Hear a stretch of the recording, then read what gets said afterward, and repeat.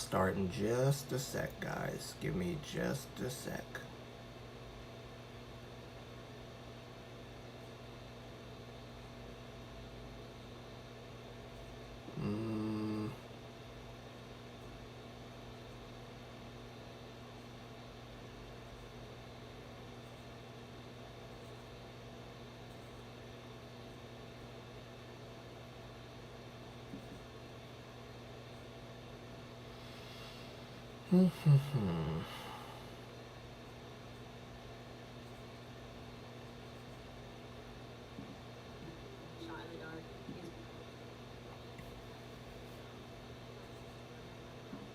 Okay, and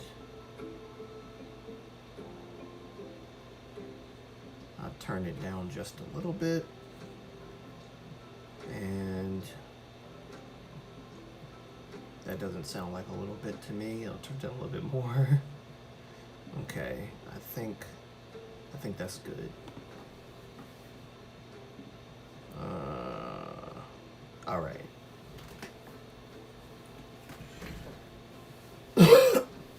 This is not going to be a long live stream, probably. I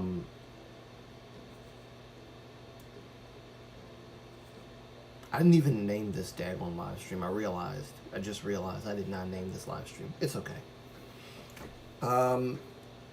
First of all, let me give you a little update on my current predicament, as at least concerning why I haven't been on the live streams and stuff for 2 weeks. I will say trying to get reactions done and stuff was a bit hard to do for the last 2 weeks because I was going to and from doctor's appointments. I did get this x-rayed and it's fine, thankfully, so there's no problems there, but I had to go back the week after for some more stuff. So there's that. The results have not come back, so I'm guessing it's taking a little longer than normal, but that's fine. If they find something, that's good, because there is something wrong with me. There is. Also, yeah, no, I think that's it. I think that's everything as far as that's concerned. Now, getting into last week, a few things that I wanted to talk about with you guys, K-pop topic related. Not so much reaction related or whatever, but K-pop topic related. And I'm just going to start. The people will just come in and I'll just recap. But basically, there was, well, I'll put it this way.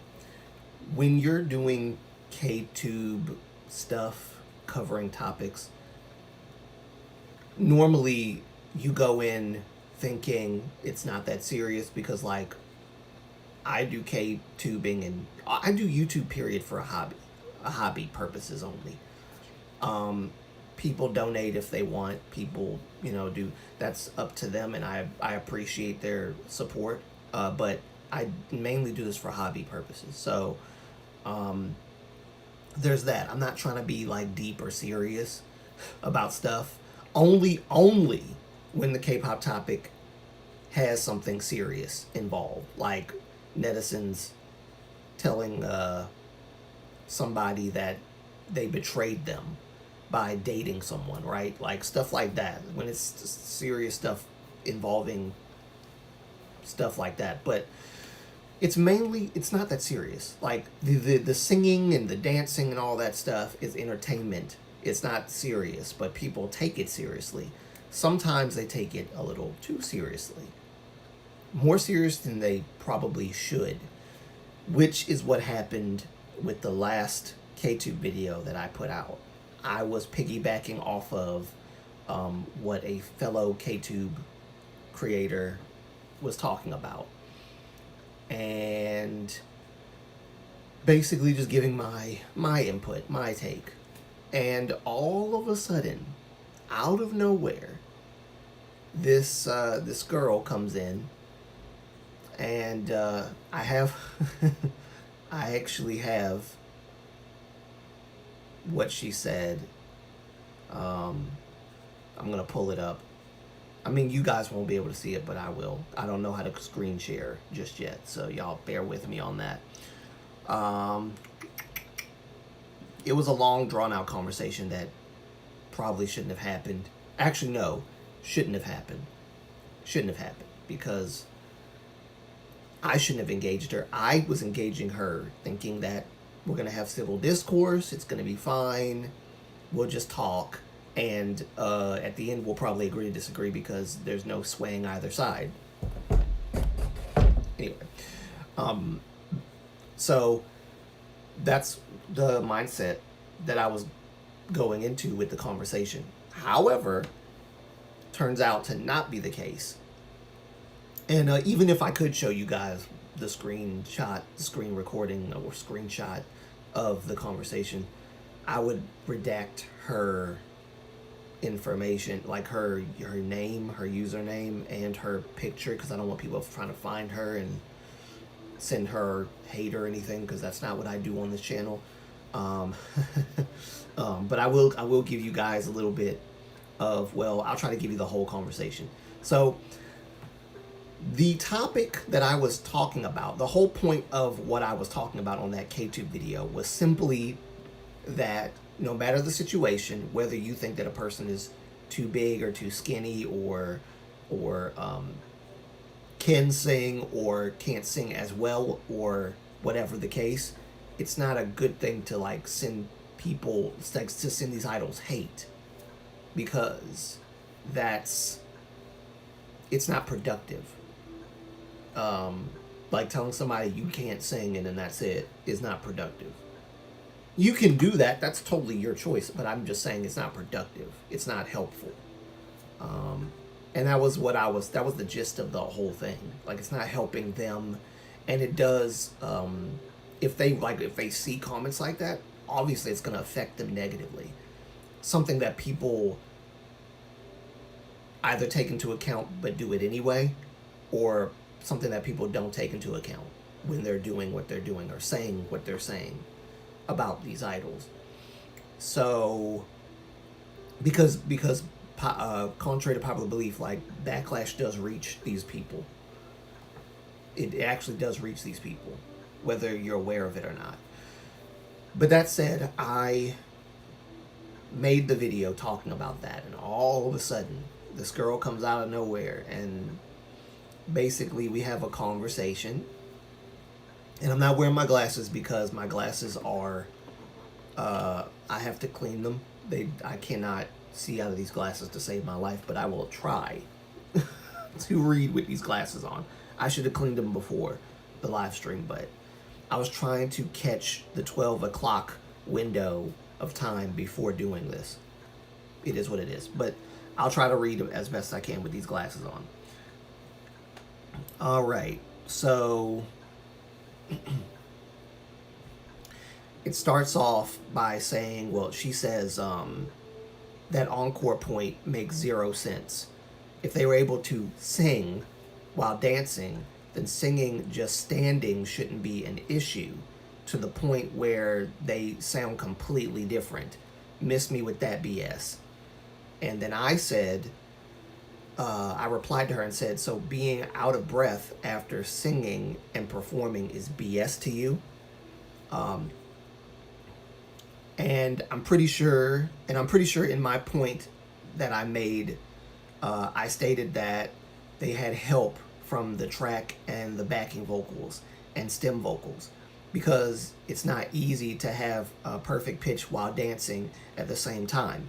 Plus, you're going to be panting and breathing heavily, and at the end, if you are going to sing again after you've performed dancing and sang already, it's only natural for idols to have that problem, basically. So I said, I'm not sure what you mean by BS. So she goes on to say,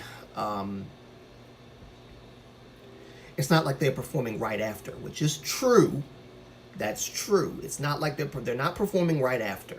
Okay, I left all that stuff out because I was building a scenario, but she got hung up on the scenario. Either way, yes, she's right. They do take breaks. She said they have moments to collect themselves before they go out, and the winner is announced. Many groups who perform afterward sound better because they actually have talent and others don't. Not every K-pop group is great. Y'all overhype mediocrity.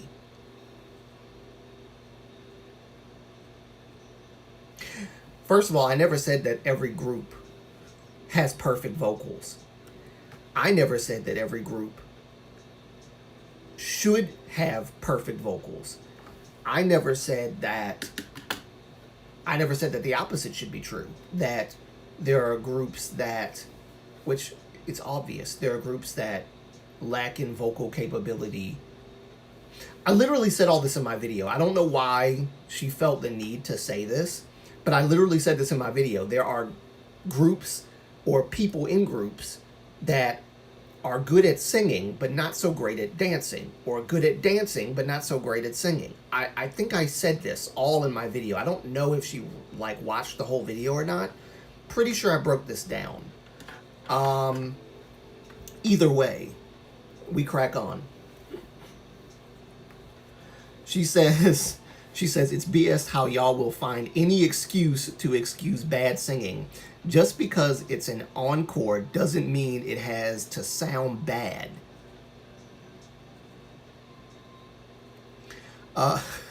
They are singers. They were trained to sing and dance. So why can't they? I never said they couldn't sing. I just said that there are people that can't sing as well as others in the group. That's why they have a main vocal lineup, and that's why some of those idols don't fit the bill with the main vocal lineup. Did I need to explain all that in the video though? I mean, I guess according to this, I should have, for her sake. For her sake.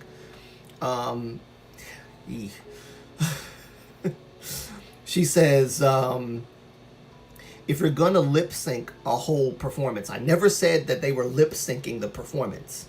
First, I never said they were lip syncing the performance. I said they were singing along with the stem vocals. I never said they were lip syncing. Okay?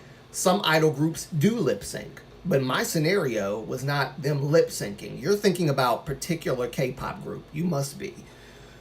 If you're gonna lip sync a whole performance, what's the point of the mics? Well, obviously there's some groups that lip sync, and the point of the mics is just to show that they are pretending to sing. Whatever. And we're gonna get to it. Hold on. Let me start over. If you're gonna lip sync a whole performance, what's the point of the mics? Just dance and sing at the encore stage. But the encore stage is not the dancing part. The encore stage is when you get the trophy and you're not dancing. You're just celebrating the win and singing, if I'm not mistaken. Why the foolery? We already know none of the performances are actually live, so they don't have to so they don't have an excuse to be sounding the way they do on encore stages. They practice 12 hours a day. Practicing 12 hours a day singing is not necessarily healthy. I don't know if you know that.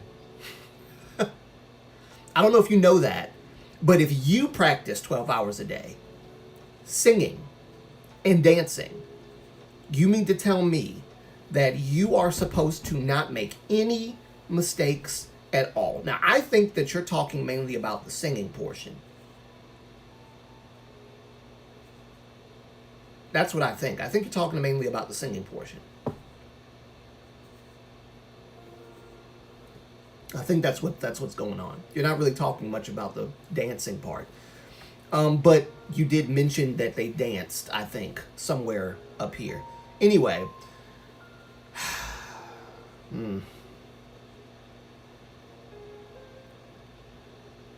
They practice 12 hours a day and still can't sing. Nah, fam, that ain't it. So that's her opinion there on that one. Now, moving on. I said, so you believe that practice makes objective perfection? I believe I stated in the video that there are K-pop idols who are good at singing, but not so great at dancing, and vice versa. You can improve in singing, but not be a naturally gifted singer. Are you disagreeing with that?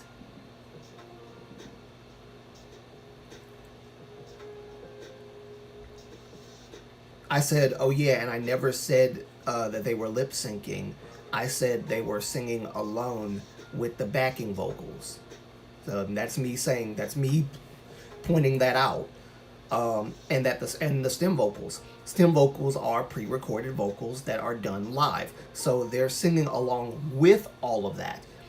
Do you really think that an idol group can do 20 somethings, let me start that over.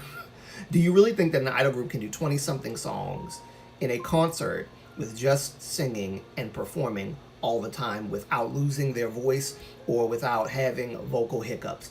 And I personally don't. Okay?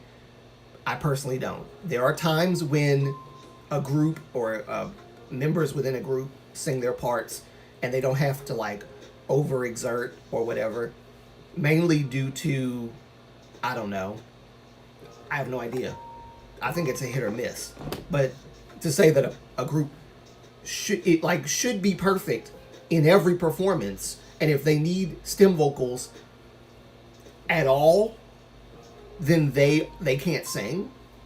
That's not true. And let me just pause. Let me just pause here. She brought up the Blackpink countdown thing. I can't remember if it was M Countdown or whatever, but Blackpink won, and during the performance they were, I guess, lip syncing.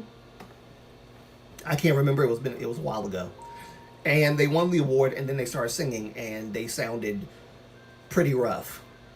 And then people accused the company of having them sing the song and like doing all this doctoring up of their voices on the studio version, but then them sounding like they do live. I think, and this is a point that Chojimi brought up in his video, I think we take these things way too seriously.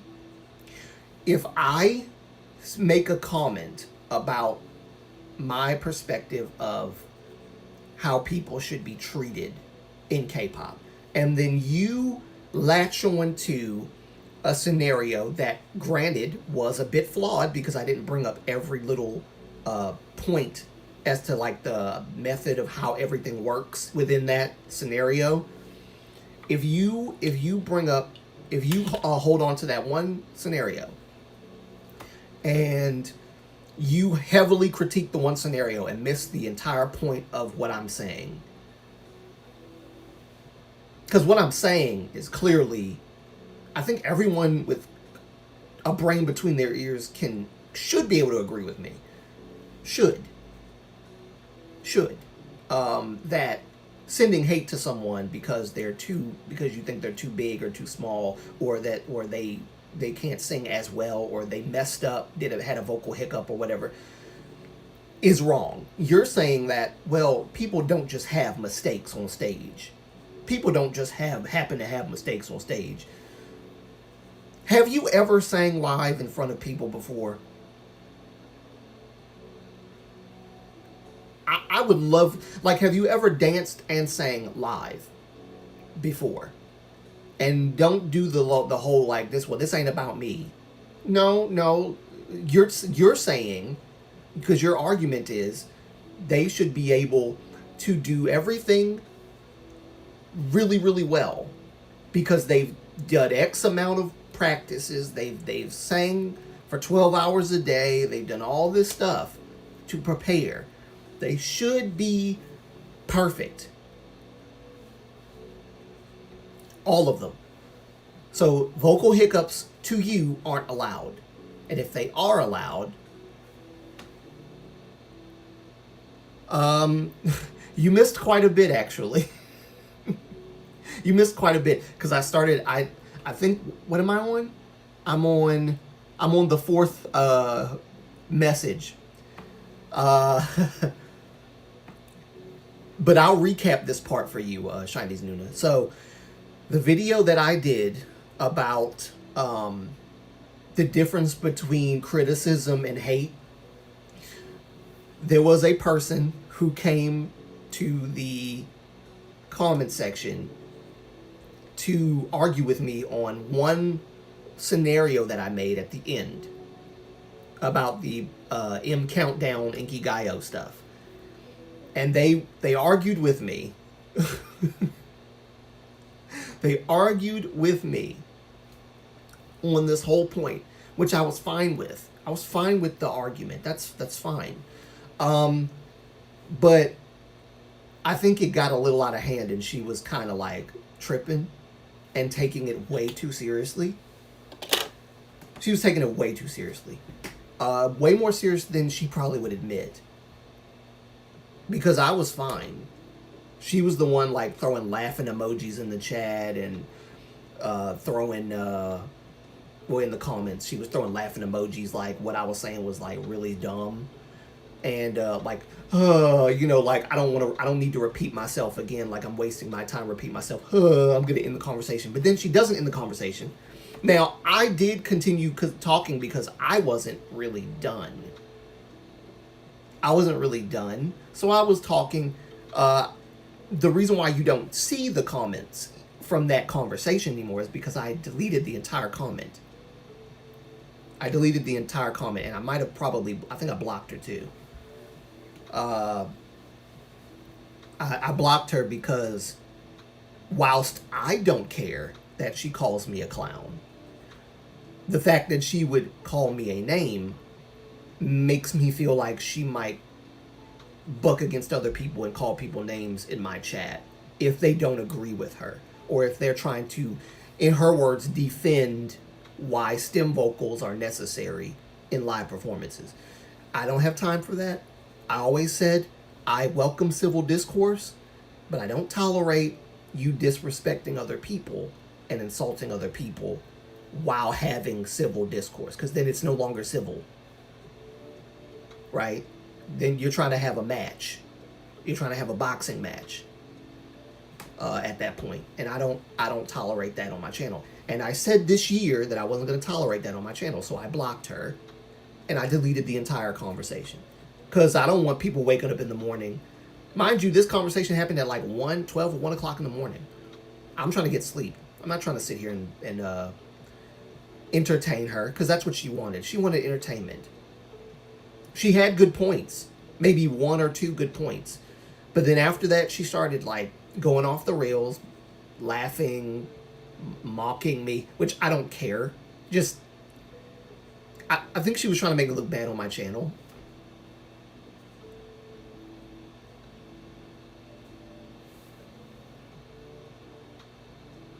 I'm a roadie, okay?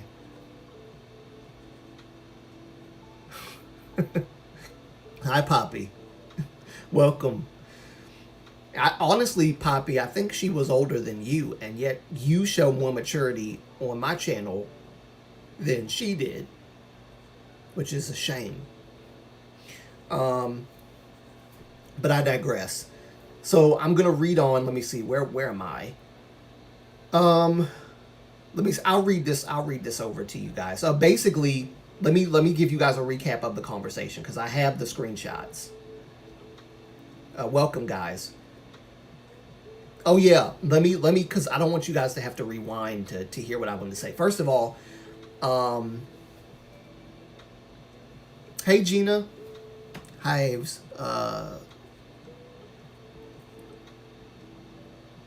No, that's why I blocked her. I'm not tolerating that anymore. I'm not tolerating that anymore on my channel.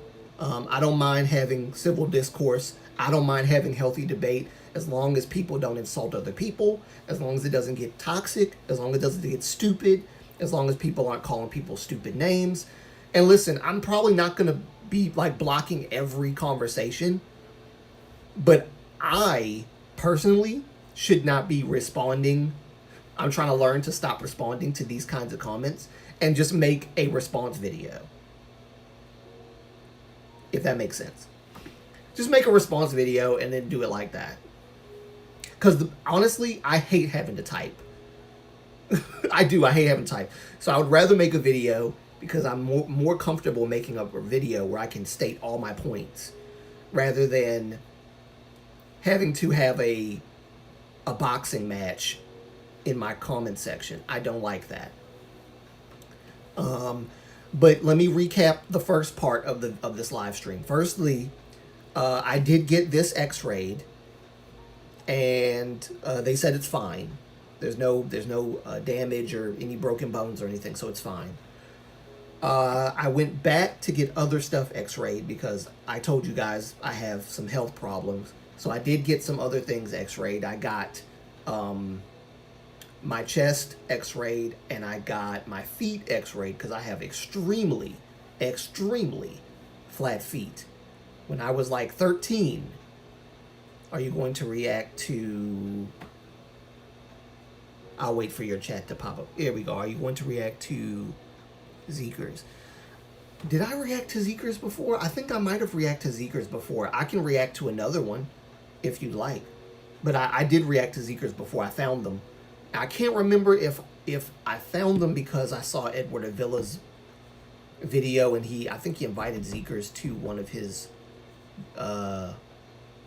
his interview thing or not. But I think that's where I found Zeekers, and then I reacted to them. By the way, Zeekers actually is really good. They are a really good group. So let me know what reaction you want me to react to, Poppy, specifically, and I'll react to it for you. No problem. I'll put it on my list. I'll just I'll take a picture of what you asked me to react to, and then we'll go from there. They probably came out with something new, I'm sure. But yeah, I got some other stuff X-rayed.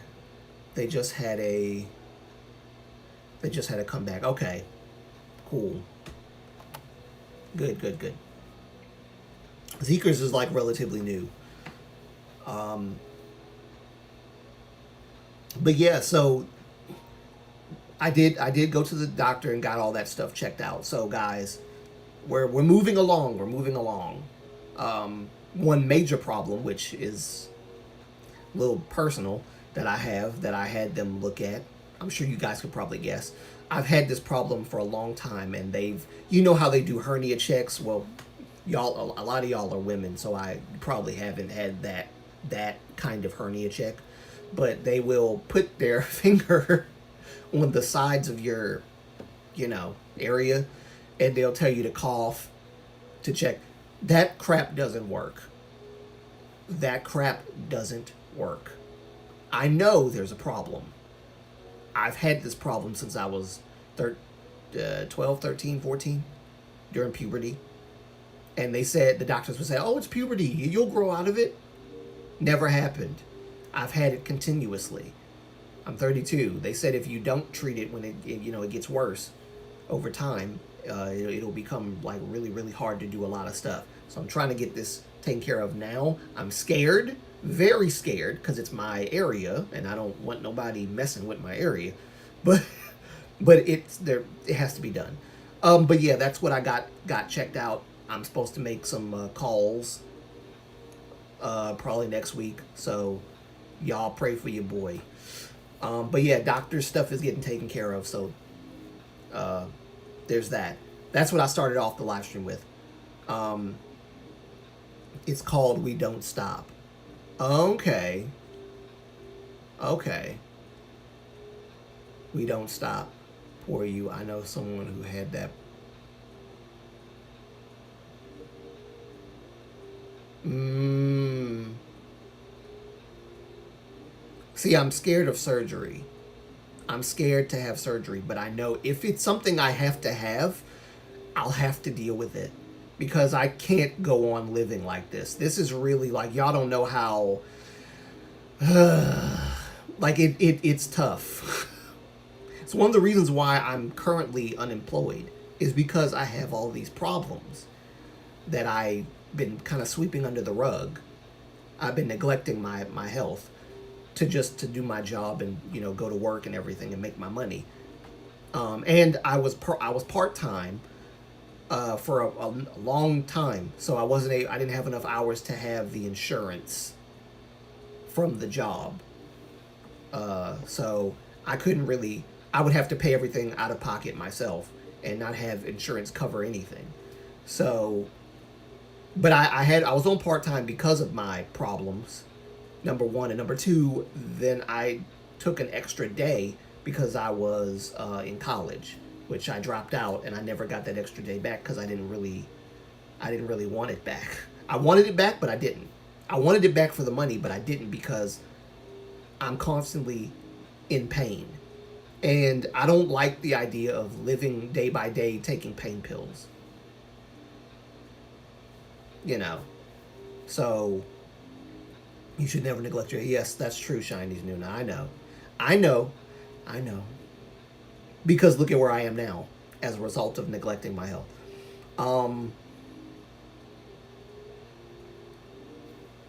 But yeah.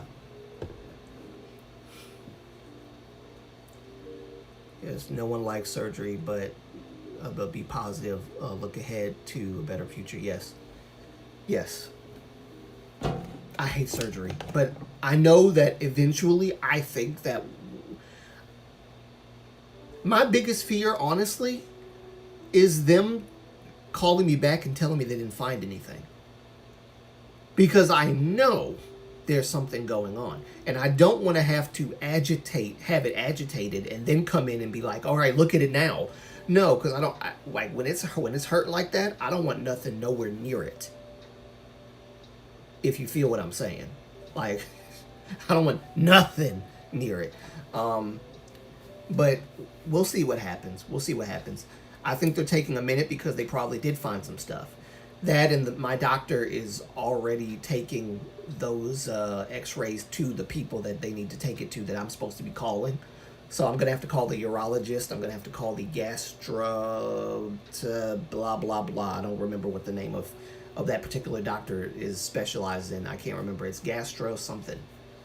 But I think that's for my chest. And I may or may not need surgery for my feet because my feet are bad. I'm just gonna. My doctor looked at my feet and she was like, it's not that I don't believe you, but let me look at your feet. And she looked at him and was like, oh, how are you able to walk? So they're bad, especially my left foot. But we're getting that taken care of. Okay, we're getting that taken care of. So your boy's taking care of himself, and I'm very happy and proud of myself for doing that because I put it off for way too long. Gastroenterologist.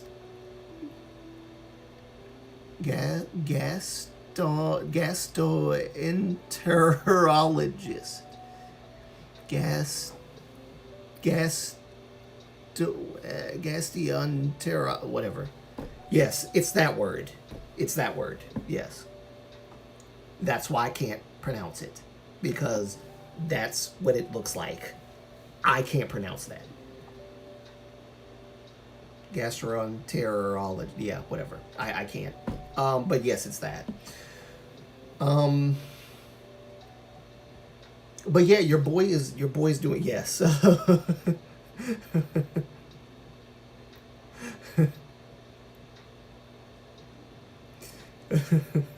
Yeah, it's that. But I can't spell that word. I can't pronounce it, but that's what it is. Good news though is that your boy will be fine. I'm gonna get through it. And y'all just send up prayers for me while I'm taking care of all this stuff. Because when life gets moving for me, I don't want to have to deal with these problems. The second T in the word is okay. Gotcha. The second T is silent. So it's gastron.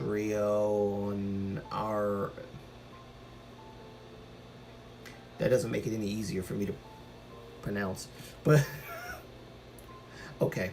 I'll just leave that word alone. I'm just gonna leave that word alone. But you that's the word. But yeah, I'm gonna be fine. Like I said, once everything starts moving, it should be smooth sailing, and I'll be able to live like a normal guy.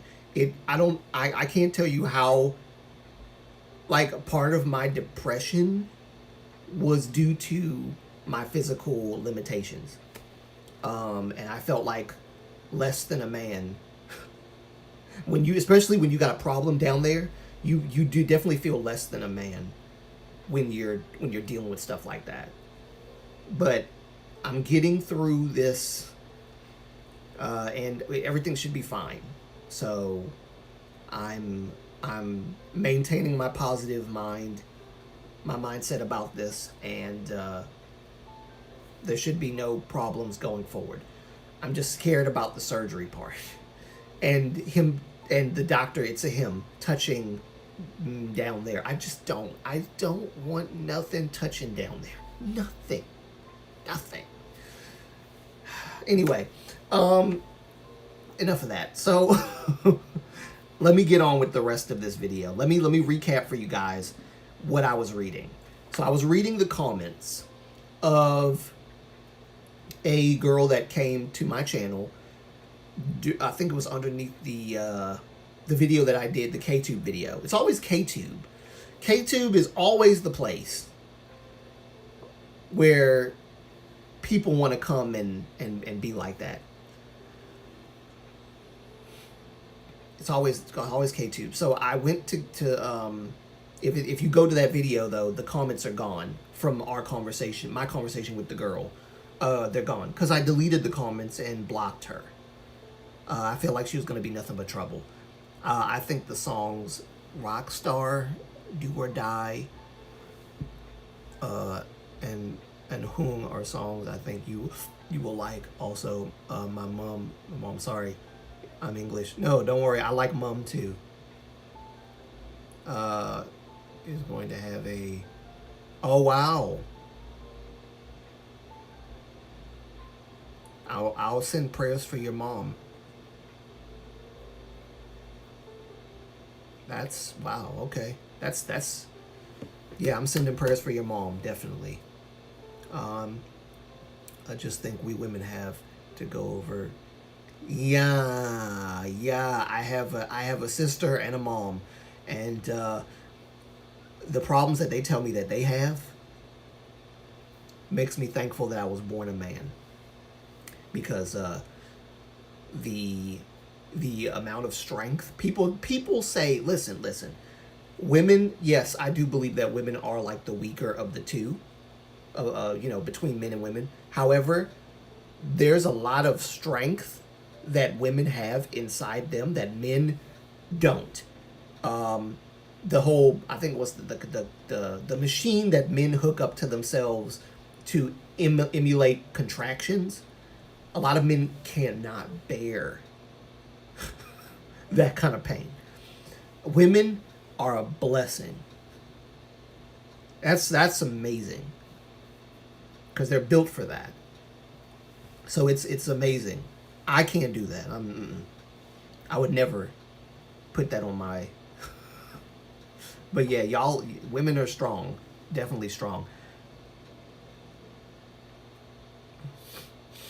I have quite a few UK people here.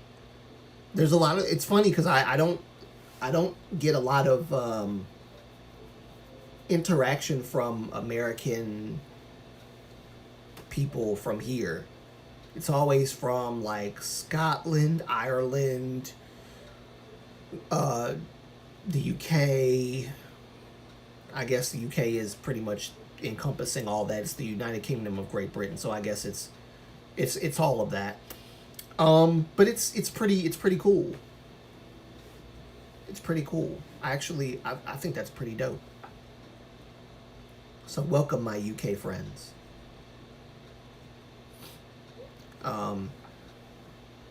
Things will be fine for your mom, Poppy. Yes.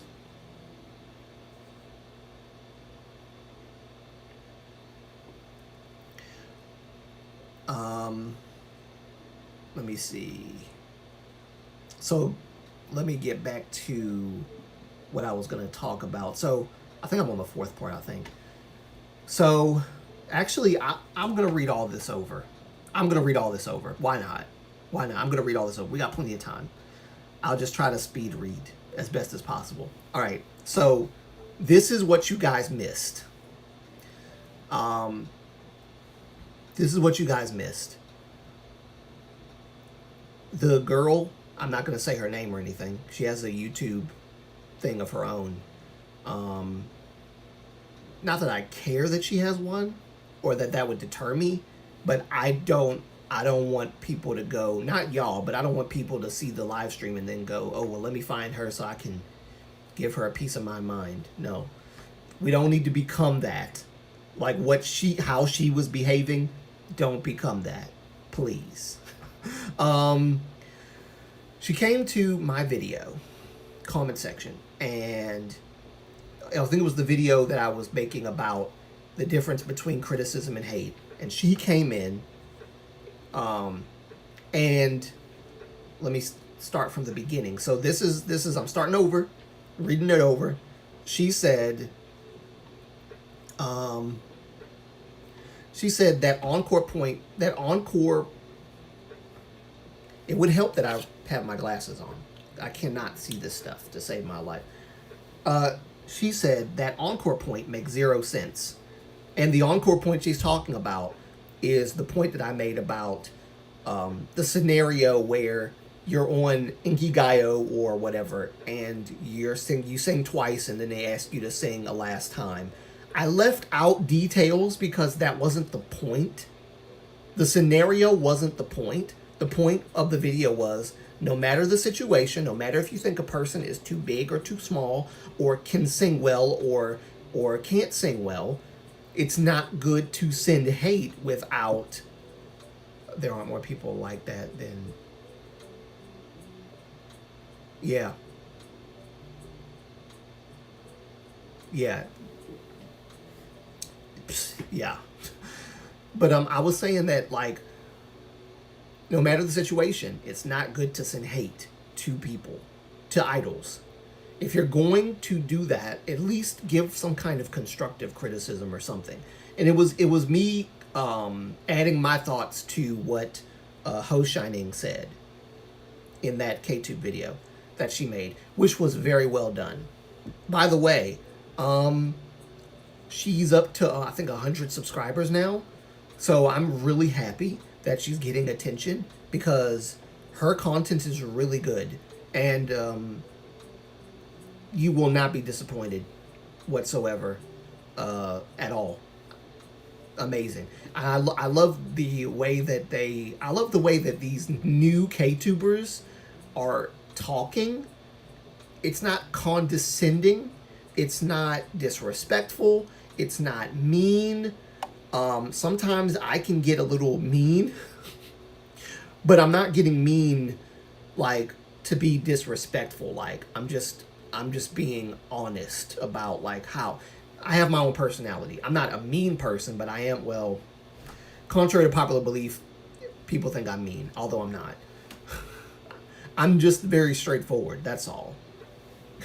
But anyway, I'm not mean. I actually would prefer to have civil discussion with people rather than arguing back and forth, because arguing back and forth does not lead to anything. No one's going to walk away from the conversation understanding the other person, because you're walking in with gloves on, like you're ready to go punch somebody's lights out. And that's not how I like to approach conversations. I don't. Because I know that's not going to end well. But some people, like this particular individual, tends to like to do that. So I'm going to read to you guys what she said. So this is the conversation that I deleted. She says about my last point that I made in my video. She says that encore point made 0 sense. If they were able to sing while dancing, then singing just standing shouldn't be an issue. To the point where they sound completely different. Miss me with that BS. And I said, so being out of breath after singing and performing is BS to you? And if I'm pretty, and I'm pretty sure in my point that I made, I stated that they had help from the track and the backing vocals and stem vocals, because it's not easy to have perfect pitch while dancing at the same time. Plus, you're gonna be panting and breathing heavily. And at the end, if you are going to sing again after you've performed, danced, after you performed, danced, and sang already, it's only natural for you to be out of breath. So I'm not sure what you mean by BS. Then she responds and says, it's not like they are performing right after, which is true. All right, that's true. I'll give her that. That 1 point for her, right? That she's right.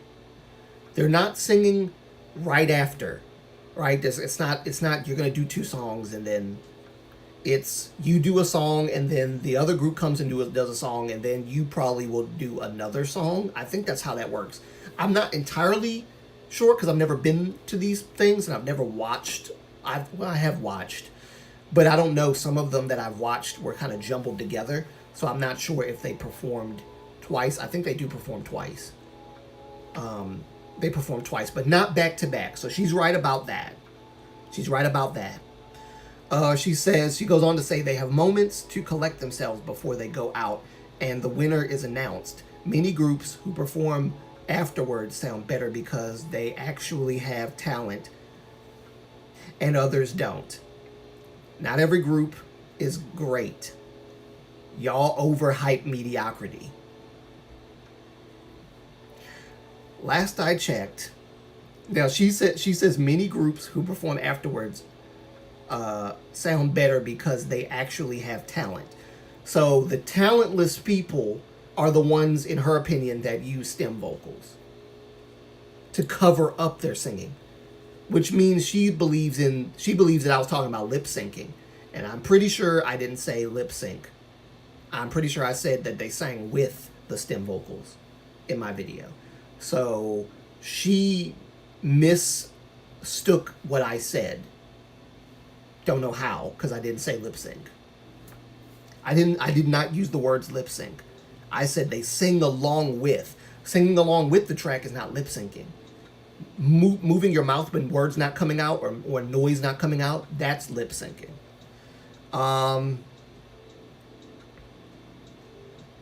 But according to her, the only groups that use stem vocals are groups that can't sing.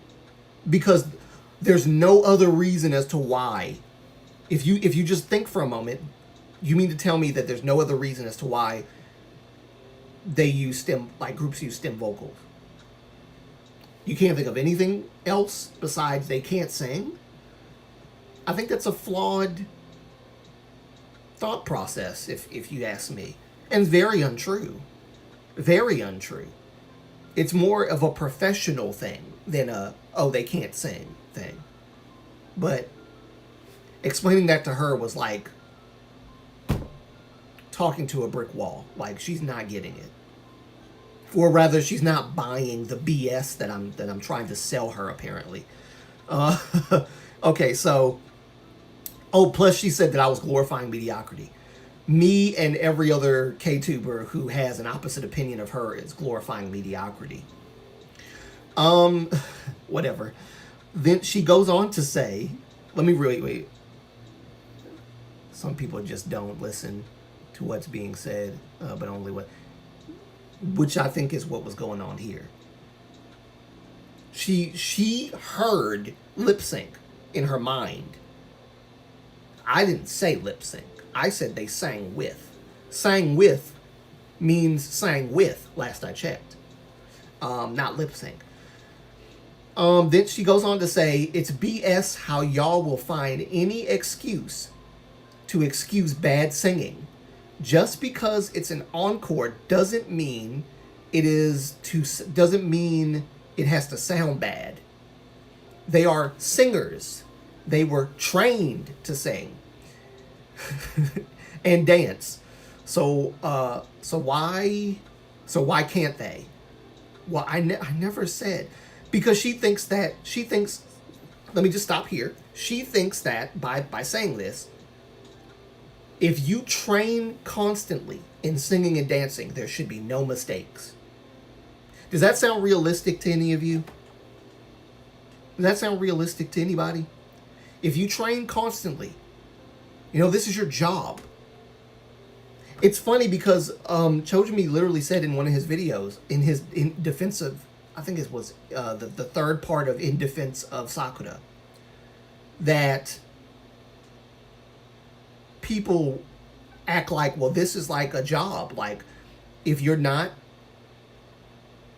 trained well for the job and you just go and mess and do stuff, like, and you're not trained for the job, well, why would they give you the job, right, if you're not prepared? But this is not the same kind of job. This is K-pop we're talking about. There are people that come into K-pop who can sing well and who can't sing well, but improve or try to improve. Amen? I think this is not the same thing as a Fortune 500 company where you have to know how to do analytical computer stuff. And if you don't know, you're not going to get the job. Or if you whatever, you mess up or whatever, it's very, very bad. Treating K-pop as if it's a ordinary job like every other is not a very good idea. It's not a good comparison. And it doesn't hold up well in an argument. And it didn't hold up well in this one. But that's kind of what she's giving me, is that it's a job. It's their job. So if they do all this practicing and all this stuff, it should be perfect, right? Right? No, it's not going to be perfect. It's not going to be perfect all the time. Yeah, there are going to be moments where they're doing amazing things. She is mean, isn't she? She's a feisty one. That's why I blocked her, because she's I don't have time. I don't have time, guys. I don't. That's why y'all don't see the conversation. I don't have time to argue with people that don't care about what you're talking about, or who hyper-focus on a scenario instead of seeing the whole point, which is why she missed the whole point of the video. No wonder you missed the whole point. You were focusing on the stupid scenario I made. She goes on to say, if you're going to lip sync a whole performance, what's the point of the mics?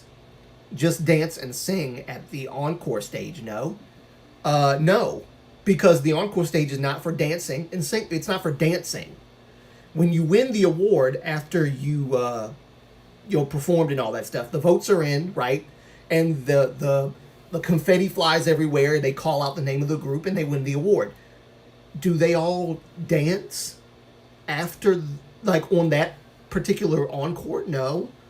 They mainly just sing it, and they're celebrating that they won singing it. Some of them are crying, some of them are smiling, some of them are jumping around in joy and singing their parts. They're not dancing, because dancing's not required for that. Technically, singing's not either, but it's customary to sing on the encore performances. So no, you don't dance on the encore performances of since we're not talking about live concerts, which we're gonna get to that, guys. You're gonna see how mean this person really is. And I'm not doing this to bash the person, because obviously I'm not giving away their information. If you didn't see who it was before I deleted it, good. Good. Good, because my purpose was to delete it before people woke up in the morning to see it. I ain't got time, y'all. I don't. Um, so let me reread that next part and read the whole thing through. She said, if you're gonna lip sync a whole performance, what's the point of the mics? Just dance and sing at the encore stage? No. We've already established no. Why the foolery?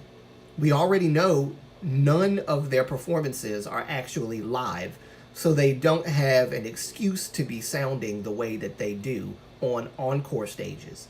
They practice 12 hours a day and still can't sing? Nah, fam, that ain't it. Okay, that's her position, right? All right. I say, so you believe that practice makes objective perfection? I believe I stated in the video that there are K-pop idols who are good at singing, but not so great at dancing, and vice versa. You can improve in singing, but not be a naturally gifted singer. Are you disagreeing with that? I go on to say, oh, yeah, and I never said they were lip syncing. I said they were singing along with the backing vocals and the stem vocals. Stem vocals are pre-recorded vocals that are done live.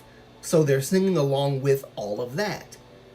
Do you really think that an idol group can do 20-something songs in a concert with just singing and performing all the time without losing their voice or without having vocal hiccups? I think that's BS if you believe that. I kind of fired back at her. Yes, I did. Because you're going to give me that energy, I'm going to return it to you. I just am. Okay? That's just the way I am. Don't give me that energy, I'm going to give it back to you. So if you can sing, now this is me saying her. If you can sing, Miss whatever your name is, and you've practiced long hours, and you sing 1 or 2 songs while dancing, and then they ask you, could you sing again for us? You would be able to just sing perfectly without any problems? Because this is what she's saying. If you've practiced and you've worked hard and you've done all this stuff, singing and dancing stuff, there should be no reason or excuse as to why you can't sing. Whether it be dancing or standing still. That's her argument. That's her argument. So I would apply that to her. Because you're saying that that's the standard. So then you show me. Hey Manu. Welcome. I don't know if this is your first time, but welcome. So I'm applying this to her since this is her point. Okay, so but I go on to say basic.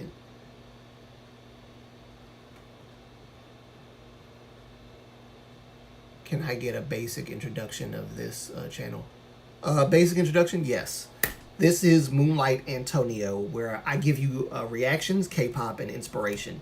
The reaction part is obviously the K-pop reactions and things like that. K-pop is like K-pop topics, everything K-pop related, basically. Inspiration is sometimes I'll sing something, sometimes I will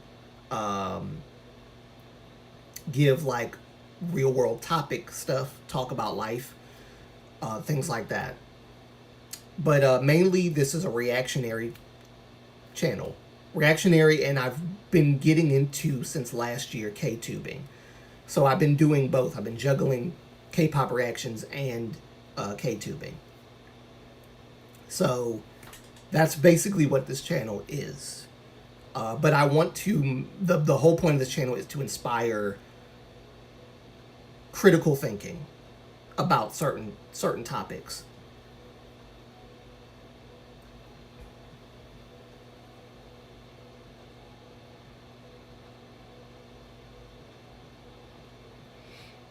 Are you an artist?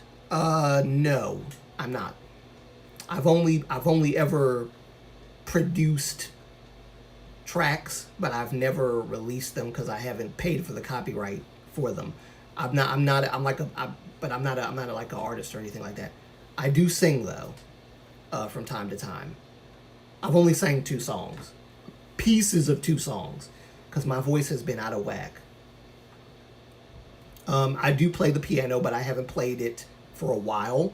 But I would like to get back to playing the piano, and get to a point where I can actually play it for you guys. So that's another thing that I would like to do. So I am a musician.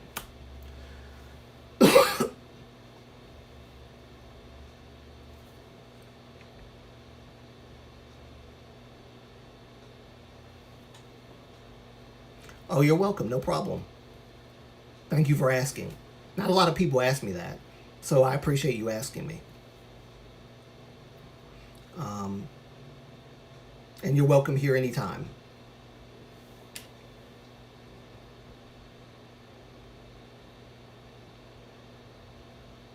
Yeah, yeah, like how SM Entertainment.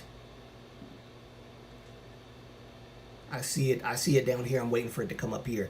I don't know. I switch from time to time. Yeah, like how SM Entertainment is screwed now. That Tainment. Yeah, I think a lot of the artists are getting fed up.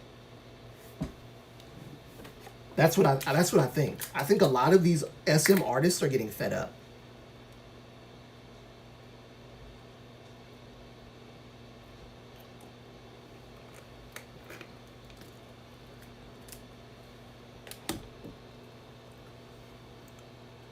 Wait, which K-pop group do you actually recommend? Um, Obviously, well, for those who know me, my favorite K-pop group is Shiny. Period. So I would definitely recommend Shiny. Um, ATEEZ. I'm just gonna give you my favorites: Shiny, ATEEZ, EXO, no particular order. Monster X. Um,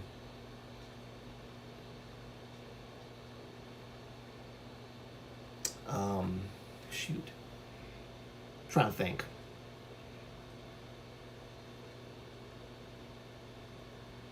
Why can't I think properly? I would say BTS, but everybody knows who BTS is. Stray Kids is pretty good, but it's Stray Kids has a particular style of music that's not everybody's taste.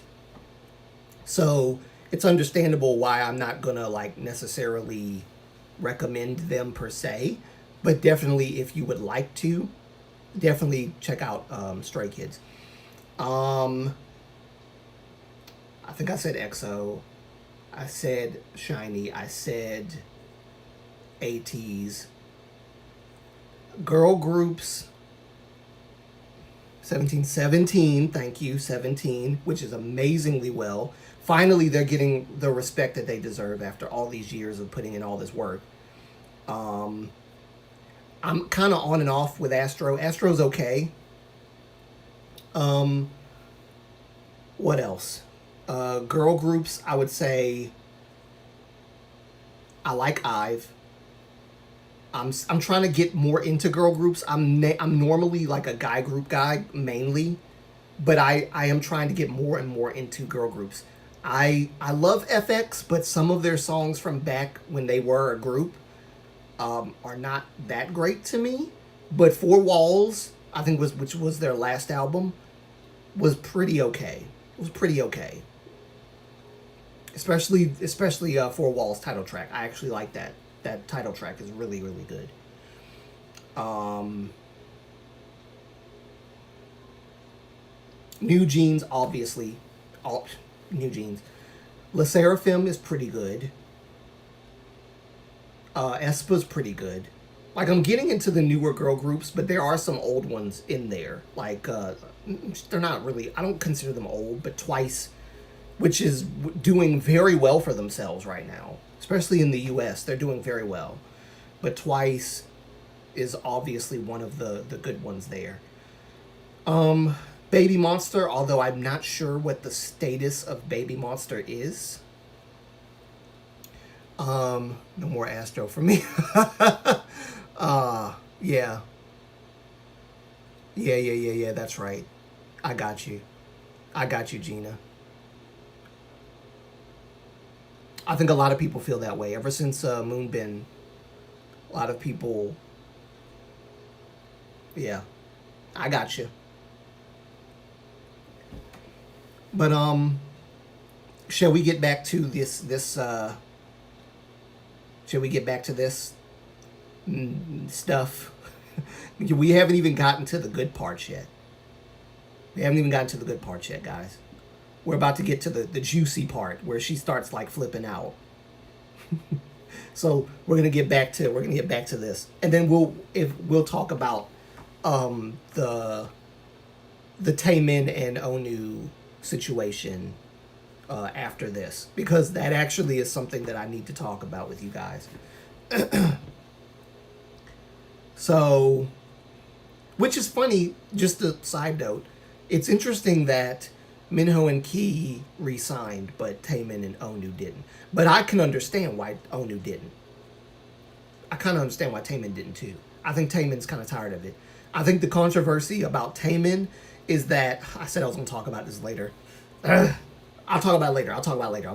Just remind me that I was talking about the controversy behind Taemin leaving SM. Y'all just remind me of that. We're going to get, because y'all know I'll talk about Shiny all day. All day. Don't even have to pay me. I'll talk about Shiny all day. I'll talk about him for free. So all right, let me get to the juicy part. Eric Nam. Yes, Eric Nam and the Rose.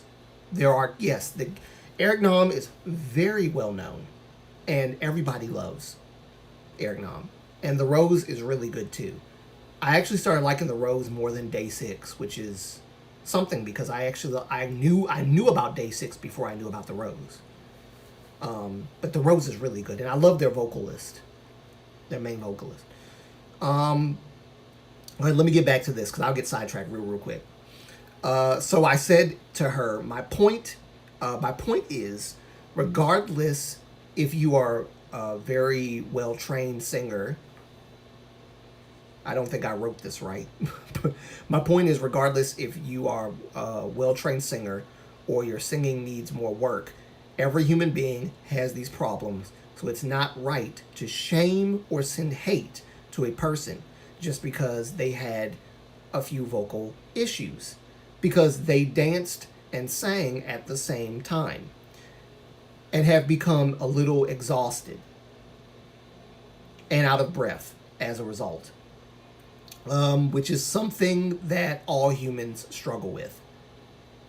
Not sure why I'm getting such weird pushback from a simple message like this. I built a scenario. If you don't like the scenario, that's cool. And if it's such an overhyped mediocrity, if it's such overhyped mediocrity, why in the world are you consuming it? My whole point, yes, I did push back on her a little bit. I did. Some people need it. I'm sorry. Some people, this side of me, some people should get, unfortunately. But you give me that energy. I try my best not to return it, but in this case, it was a little annoying that she was, I don't like when you talk down about idols in that way, when you're not really adding anything to this conversation, except that there are idol groups that suck at singing and there are idol groups that are good at singing. Period. Never said that there weren't idol groups that were not as good at singing as others. I would not say that they suck at singing, though, because you have to be able to carry a tune if you're going to be in an idol group. That's just how I feel about it. They will leave at some point. That's true. I'm expecting them to leave. Shiny's Nuna. At some point, I'm expecting them to leave. Definitely. They're not going to stay long. Um, but yeah, that was my whole point. But let me read that one more time. I built a scenario. If you don't like it, if you don't like the scenario, that's cool. Uh, and if it's such overhyped mediocrity, why in the world are you consuming it? My whole point is that people shouldn't stay.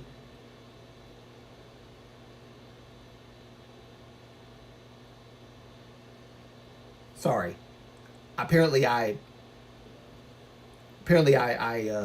should have spell checked what I was. I should have spell checked my message to her. I did not catch that mess up there. I've been typing for a long time, guys. Been doing it for years, since high school, and I still make mistakes. Is that acceptable? Is that acceptable? Um, my whole point was that people shouldn't send hate to idols who have vocal hiccups. I don't understand why you're making such a big fuss about it and calling it mediocrity. Do you agree that people shouldn't get hate for making vocal mistakes, regardless of the situation? If so, there's nothing to talk about.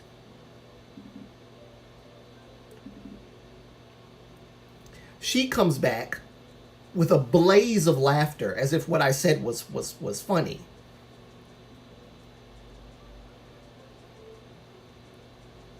She comes back and says and puts all these laughing emojis, right? Because apparently something I said was funny to her. Yes, but I'm old. You're not old, Gina. You're young. You're young in the mind. You're young at heart. She says, laughing emoji, ha ha ha ha ha. More excuses, rolling eyes, skeleton for death.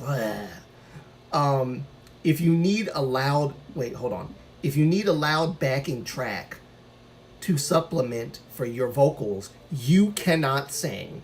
Why is it in almost all these singers' lives, all you hear is backing vocals? Because they can't sing. I don't know why that's so hard to comprehend. This is when her meanness starts to come out, y'all. If you practice something, you're supposed to be good at it. But these people aren't, like, at all. Not sure what your point is, but I'm done repeating myself. Yawn emoji. Go listen to Le Seraphim's encore. Oh, it was Le Seraphim, sorry. Go listen to Le Seraphim's encore stages, then come back. Ha ha ha ha ha, laughing emoji. Do you see why I deleted this? Because she was acting real stupid about this. It's not an excuse. If you actually understood the nuances of K-pop, the professional side, you would not be making these points to me. Or should I say the one point that you have. In your mind, you believe that the only reason why stem vocals are in a live performance is because the idol group can't sing. There are multiple reasons why stem vocals are put in live performances. Regardless of whether it's a showcase, this is basic stuff. Regardless of whether this is a showcase or a concert where you're singing 20 songs or so for 2 hours. Backing vocals are put there. It's entertainment, firstly. That's firstly. Not to be taken seriously. It's entertainment. So the fact that you're arguing about this, laughing and cackling about, as if I said something that was like so stupid, when the truth is, the stupid thing is you're making a big fuss about something that's not even a big deal, firstly. Secondly, you're making a big fuss about something that is so one-dimensional, and it's like as if your brain can't comprehend that there's multiple reasons as to why stem vocals are applied in K-pop songs, on like live performances, the fact that your mind can only comprehend one result, oh, they can't sing, that is laughable to me. I'm just not laughing because I'm not immature. That's the only difference between me and you, miss. Actually, there's multiple differences between me and you. I'm just trying to be nice. Nicer than I should be. Oh, and I'm sure she might think it cowardly of me to block her so that she wouldn't be able to respond while I do this. But this is my channel, firstly. You start acting weird and stupid, and then you start like calling people names like clown, then you're gone. I don't tolerate name calling on my channel because then it leads to fighting. I don't have time.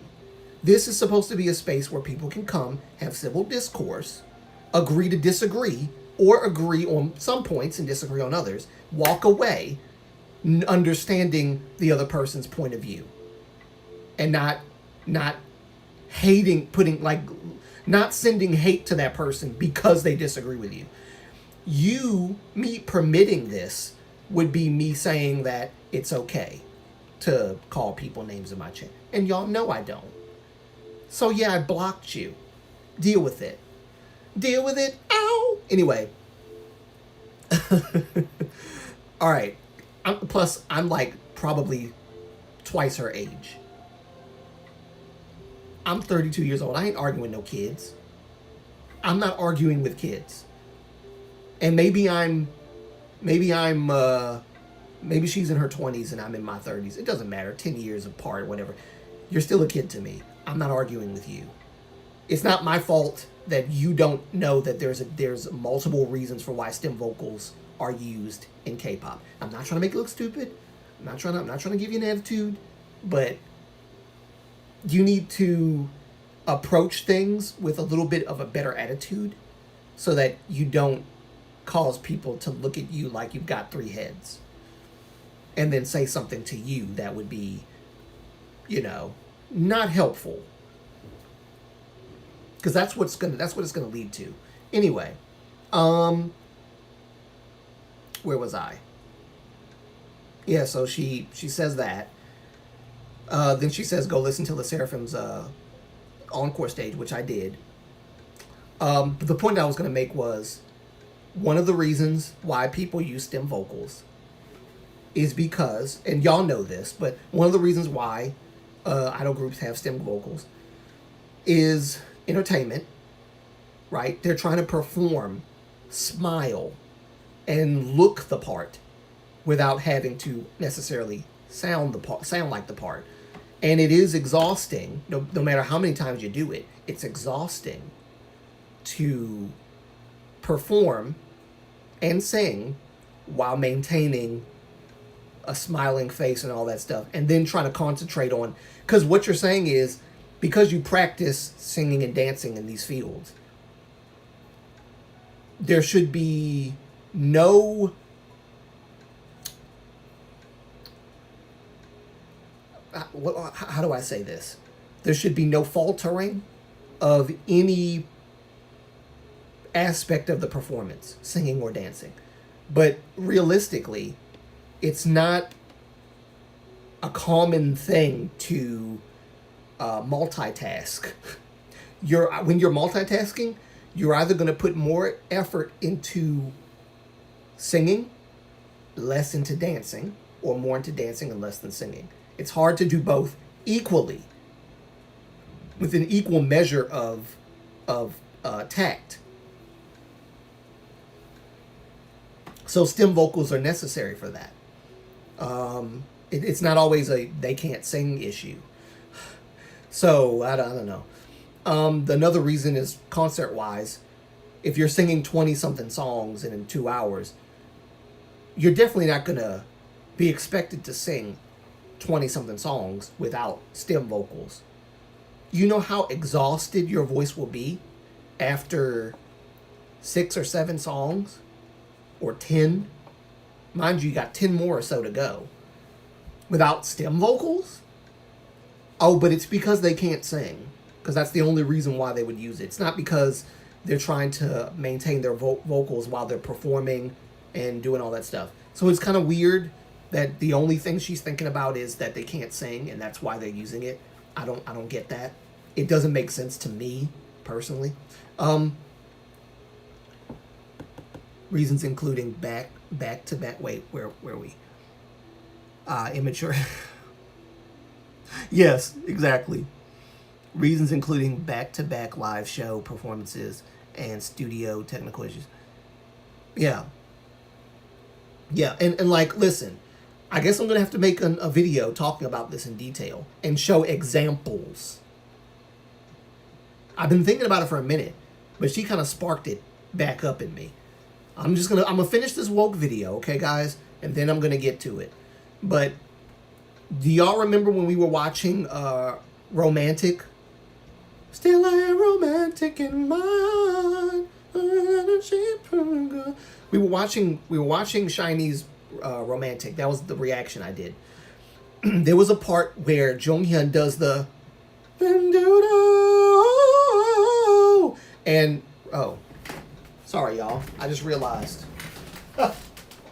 I'm supposed to do these live streams with the battery attached, and I forgot. There we go. Come on. Let me see. There we go. Is that helping?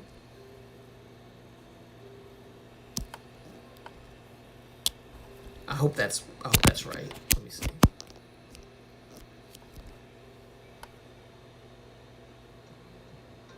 Trying to make sure that the thing is in properly. I hope that's right.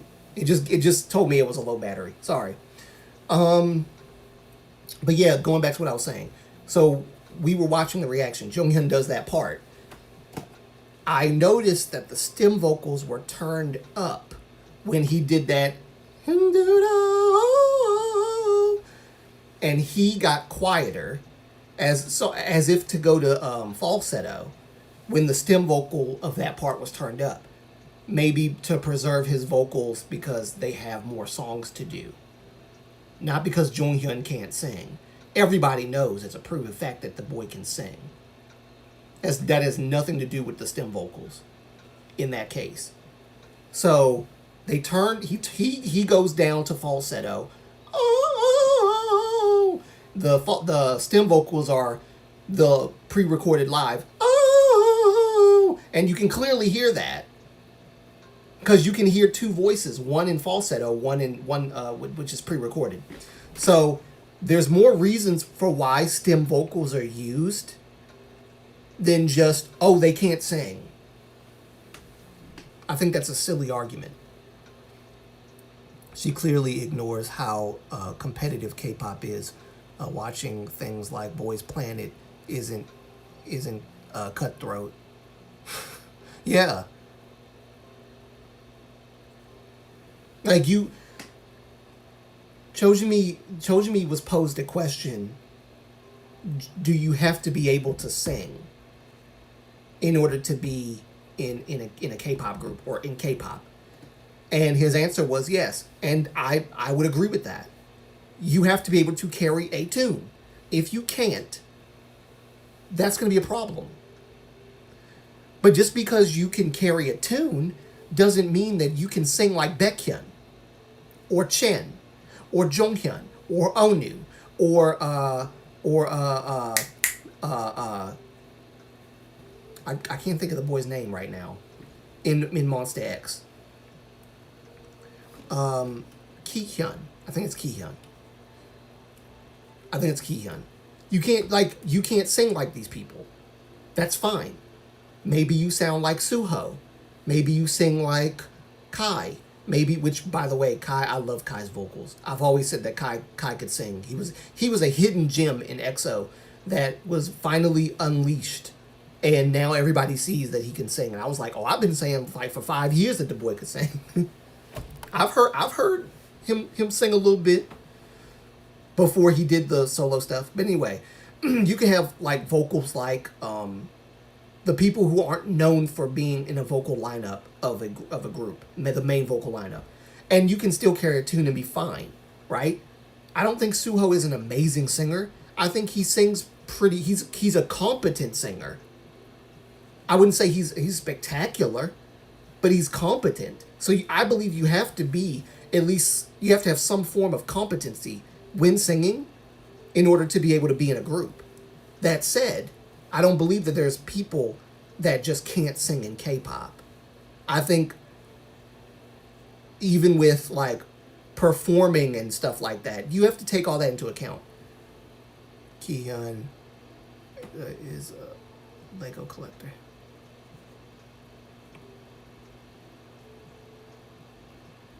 Kai is a Lego collector. Oh, is he? I didn't know that. I didn't know Kai was a Lego collector.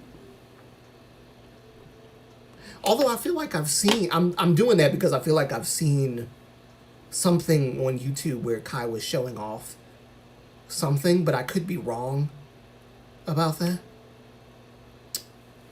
I don't know. I don't know.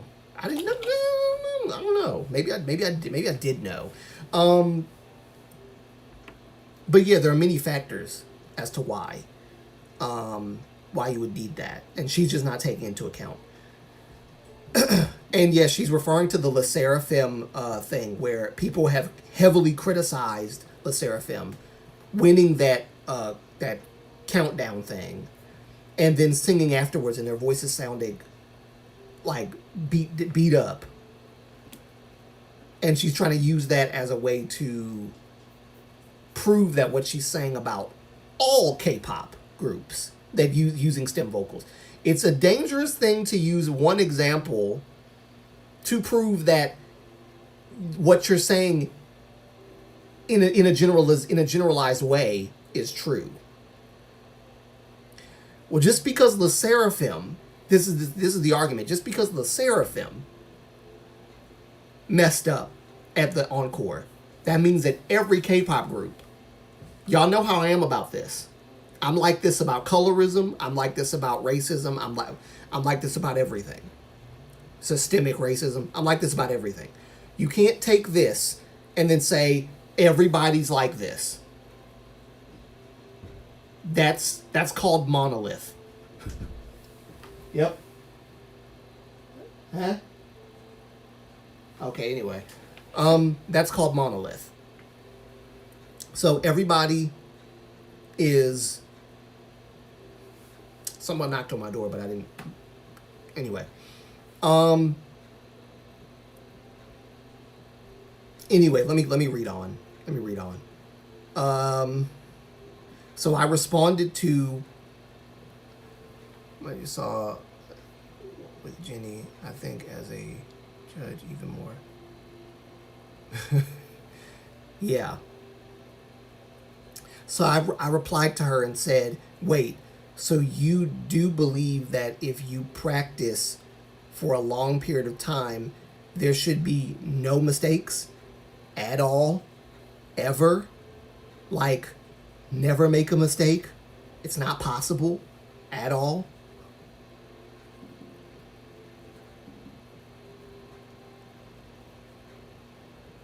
I said, wait, so you believe that if you practice for a long period of time, there should be, oh wait, sorry, already said that. I went on to say, okay, so now I see why you're responding because, oh wait. No, I can't, hold, let me go back. I missed something.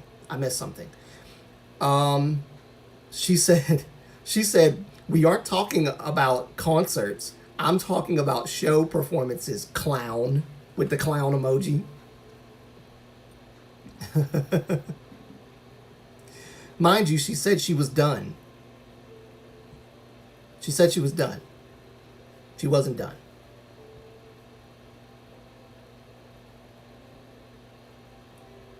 But apparently she wasn't done. All right. So I said, okay, so now I see why you're responding, because you're the very person I'm talking about in the video. I don't need to say anything else to you. You're literally the person that I'm talking about. You see a person and say, quote, they can't sing because they need a track behind them, end quote.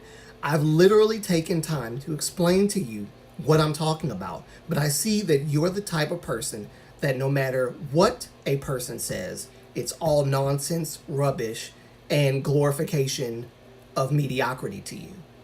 That's just terrible. I have nothing to say to you at all.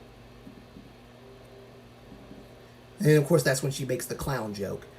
And then I said, I'm glad you're done because it was all a pointless effort. Besides, I'm glorifying mediocrity, right? Either way, I'm glad that you found this. I'm glad that you found this mediocre topic worthy of a comment from you. I'm honored, really. Thank you. And then I said, it doesn't matter the situation.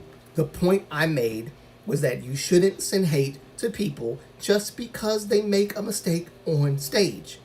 And you still haven't answered the question, which means I'm guessing you don't mind sending hate to these people. Otherwise, why are you acting like this, calling me a clown and saying that if they need backing vocals and stem vocals, they can't sing? You hyper-focused on the scenario and missed the entire point. Or maybe you just don't care about the point. I asked you, do you agree that no matter the situation, no idol should get hate for making a mistake? And it was at that point where I deleted the entire thing. Hey, what's up, Ho Shining? Welcome. Welcome to the Drama Fest, something that I wasn't planning on talking about, and yet I kind of was. Because I obviously screenshot all this stuff, so I guess I was planning on talking about it. I'm talking, actually, funny enough, about the video that I made to add to what you were talking about. Subscription to Ho Shining at Moonlight.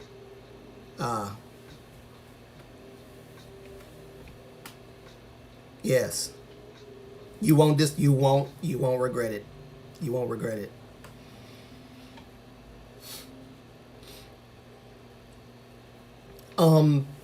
Yeah, I'm talking about the video that I made to piggyback off of what you were talking about, criticism and hate, and how someone decided to hyper focus on a scenario that I made and miss the entire point of what I was saying, and decided to be nasty towards me. And so I said that I wasn't going to tolerate stupid behavior on my channel this year. I tolerated it last year, not so much this year. So I deleted the entire conversation and blocked her.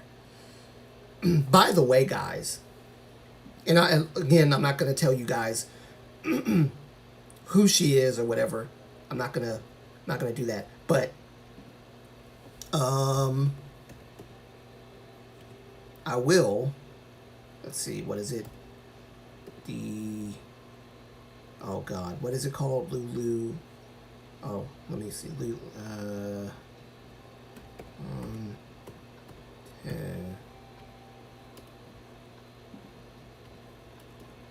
If I can find, I'm trying to find her thing so that I can. I had it, but I don't remember where it is. So also, it's funny how they are talking about just hating on the video about not hating. Isn't that something? Isn't that interesting? And I asked her the question, do you agree? Do you believe that no matter the situation, idols shouldn't get hate for whatever it is? And she was like, oh, no. Well, she didn't answer the question. That was the bad part.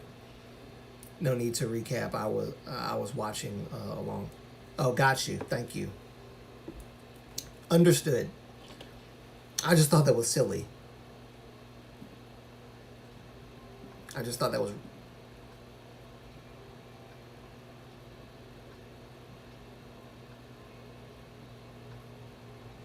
Oh wow!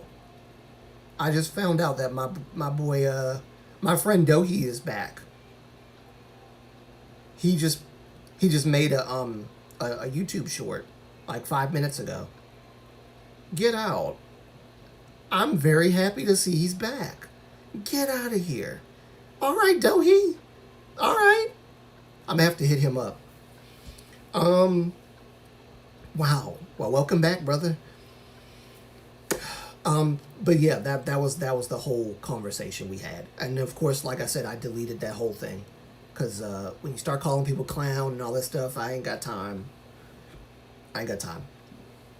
Now, there's one more thing I wanted to read to you guys, and then we'll talk about the Taemin and Onu leaving SM thing, cause I said I was starting to say something about Taemin.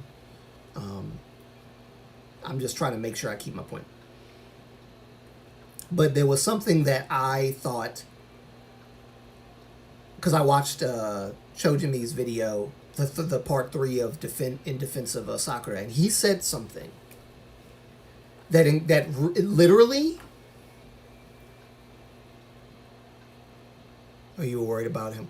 I was worried he wouldn't come back to YouTube, but he came back. He came back, which I'm very happy that he came back, because I mean, I don't know if this is him like coming back, but I'm gonna hit him up and see like how he's doing, just in case, because he coming back to YouTube is kind of tough after being gone for a year. I could only imagine, and he's been doing YouTube longer than I have, much longer. Like I said, though, he used to do YouTube's content with Jin from Jin and Hattie, and then Jin left, and then it became a Lil King channel instead of a Little and Big. So he's been doing stuff on his own for a while. He did like have a company, but then something happened and unfortunate events took place, and the company is, it's not there anymore. But he's an author, I believe, now. So good for him. I hope that he gets to translate his book to English. But yeah, Chojimi had said something in his video. The last statements, in the conclusion statements of his video, that I want to reread. And I'm rereading this because this is literally what I've been trying to say about certain things. And there are those people that you're like, oh, I only he could say it like this. Only she could say it like this. Only Chojimi could have said it in this way. I tried to like put my words together in a way like this. So I can't, but I'm gonna read it because this is really powerful, and this is what I have been trying to say for the longest time. So I'm gonna read it to you guys. I wrote it down. It says, quote, in actuality, trying to change my mind to change. Well, before I continue reading, this is about, at least from my point, viewing K-pop as like a monolithic thing when it's not, and then telling people that you can only see it this way, just like the girl telling me that the only reason why stem vocals are in songs is because the group can't sing. So he says, quote, in actuality, trying to change my mind to change my viewpoint on this from the input and perspectives of people who disagree with me. I don't think there is an understanding of the situation that could lead everyone to a somewhat singular conclusion about this, as it would cause people to, Oh,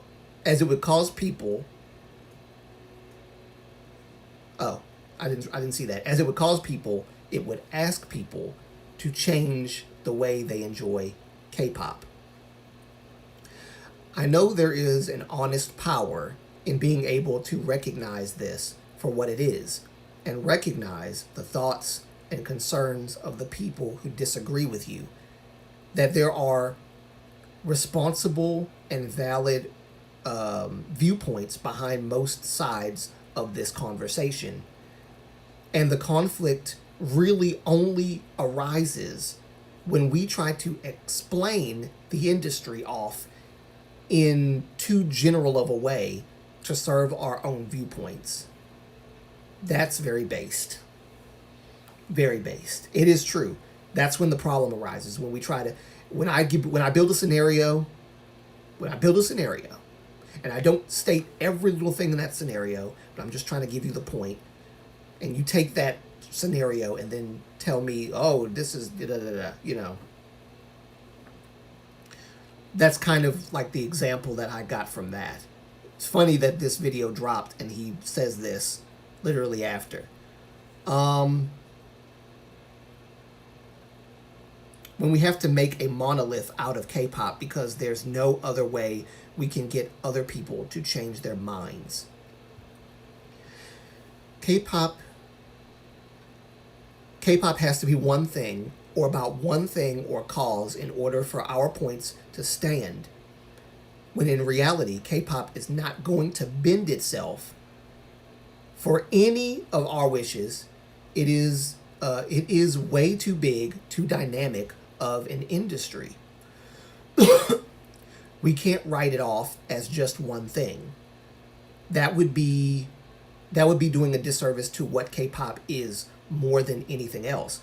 I really believe.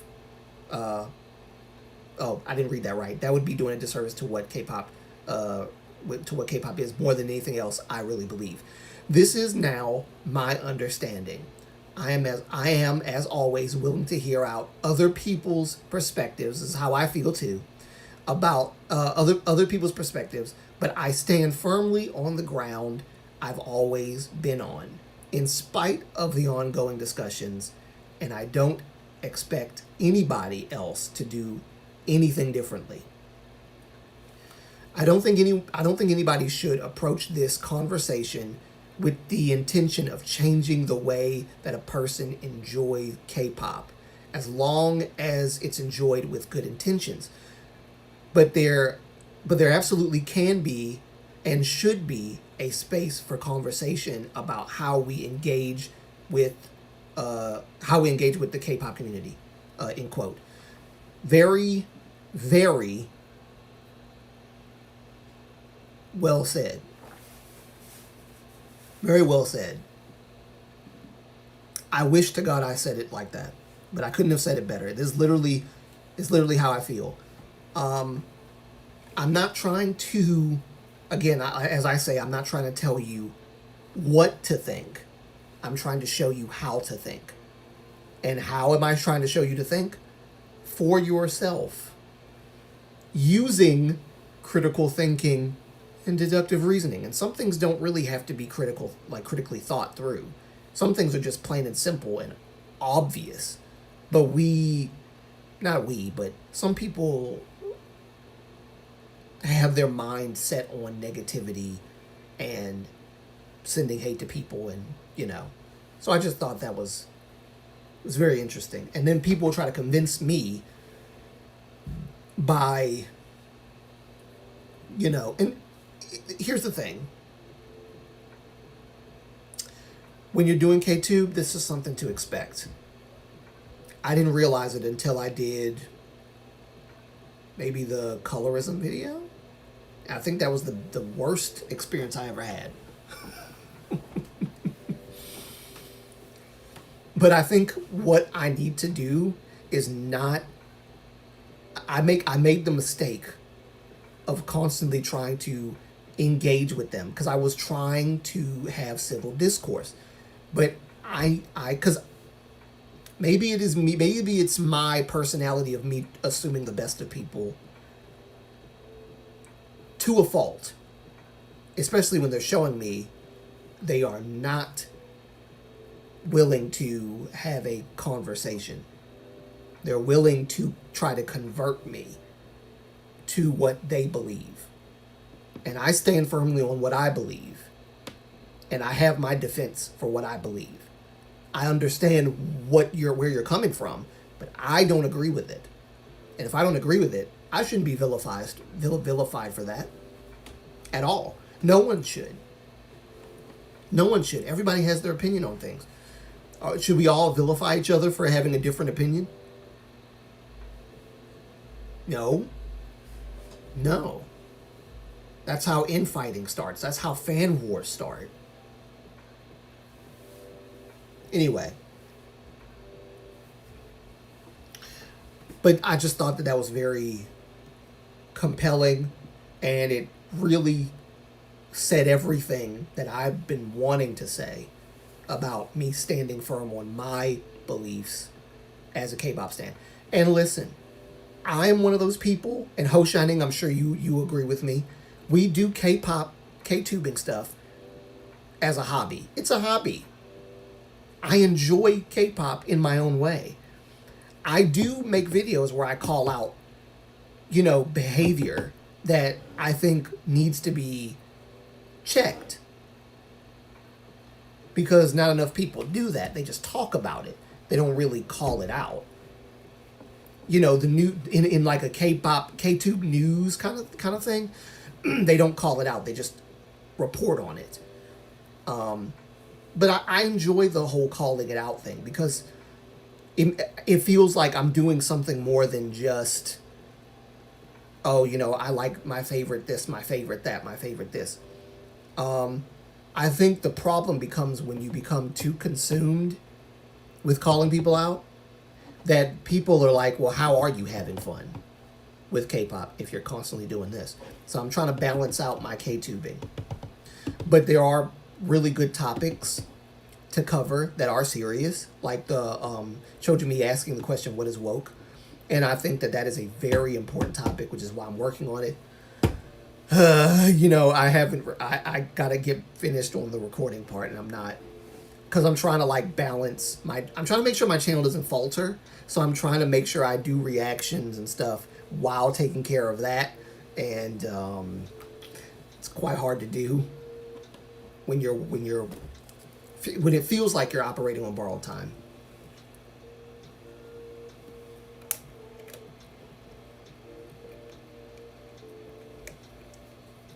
Yes, it's just fun.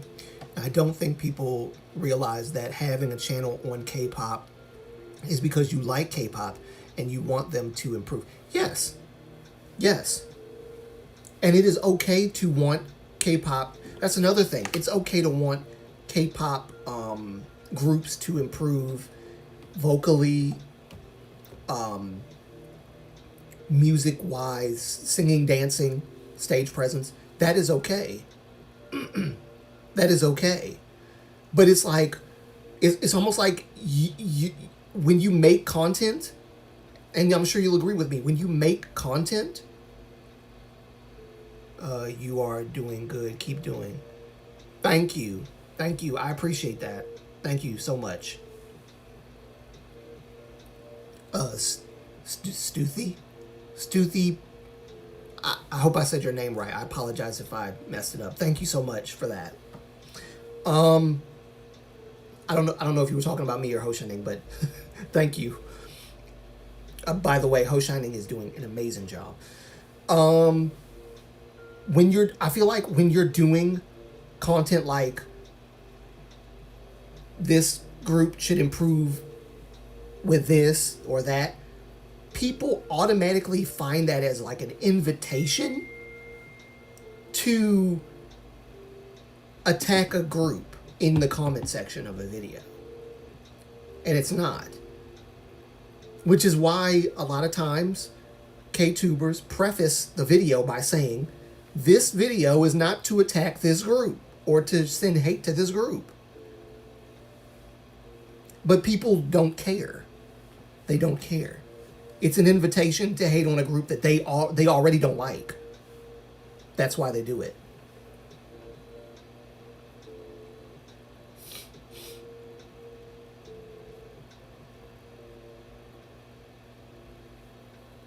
So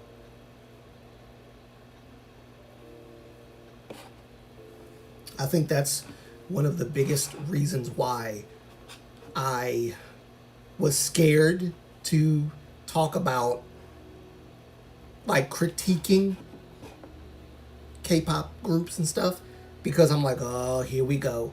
Somebody's either gonna send hate to me for what they believe me to be, like me sending hate to a group or whatever that they like, or somebody's going to take this opportunity to capitalize off of the critique and start sending hate to the group that I'm talking about. You always have those dynamics going on, but ultimately, like you said, Ho Shining, we do KTube because we enjoy it and we want them to improve. I want certain idols to improve too. I want to make a video about Sehun. I know if I make a video about Sehun, people are going to jump down my throat. I know they are. That's why I haven't done it. Yet. I want to. But I've been wanting to make a video about EXO Sehun.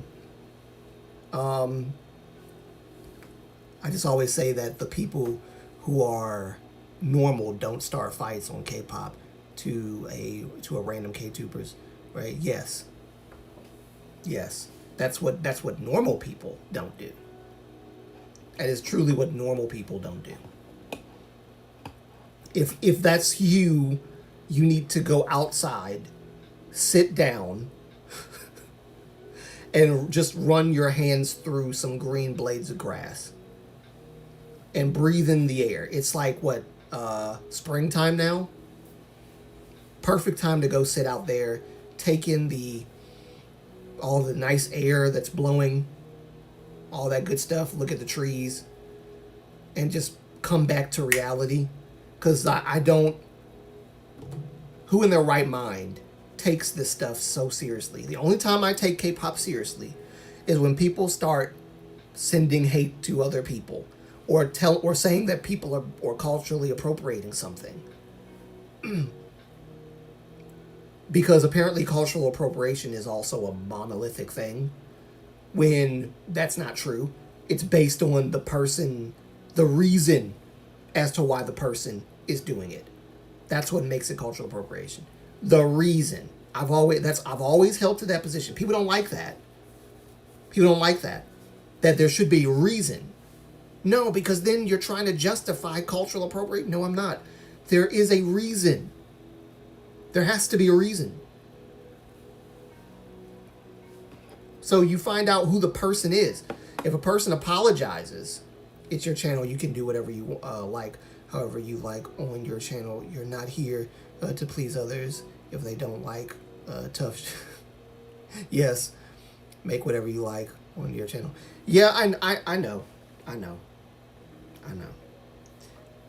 But at the same time, I'm not willingly trying to upset people. Some people will see something as offensive no matter how you approach a topic. Those are just the unhinged people, right? But when I do make videos like that, I want to make sure that I'm being respectful to the fandom. I'm an XOL. I've been an XOL since 2012 when they debuted. No big deal with me with that. I know all the members by name. I don't have to look at their pictures. I know who they are. I know their strengths. I know all of their strengths. So I can make a video on that. When you're talking about a singular member of a group, that's when people get mad. Oh, you're singling out Sehun? You're singling him out? Man, why didn't you just talk about the whole group? Why you gotta single out Sehun? Maybe that's their life. It's not mine. Great talent should be appreciated. They deserve it. Yes, I agree. Great talent should be appreciated. I also think that the efforts of people who try their best should also be appreciated. A lot of people used to and probably still do, talk trash about Sehun's vocals. I mean, not Sehun, Suho, the leader. They talk trash about Suho's vocals. I've seen it. But he's been improving every comeback. And I don't like that people do that. And these are the same people that say, well, you should appreciate, why didn't you say nothing about this person, that person? Yeah, but you talk trash about Suho. Why would you care that I didn't bring this person or that person up?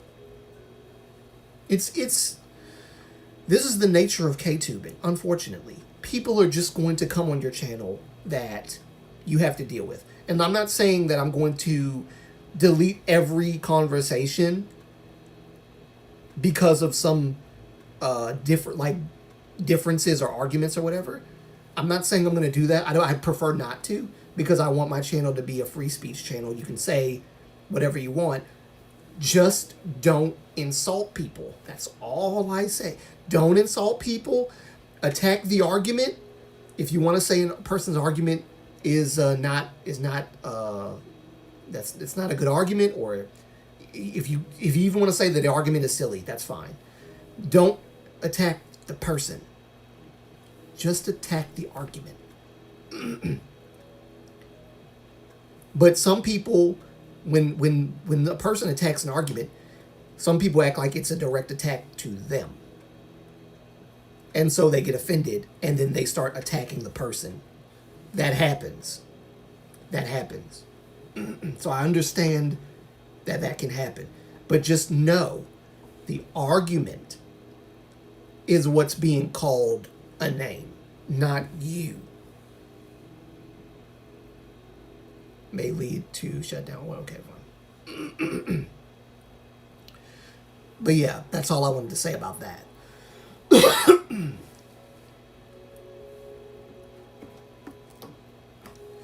I'm drinking this stuff and it's still not helping.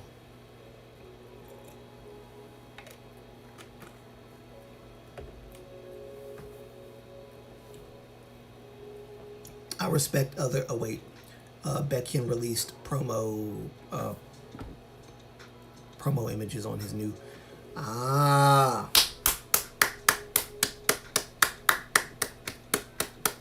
Good.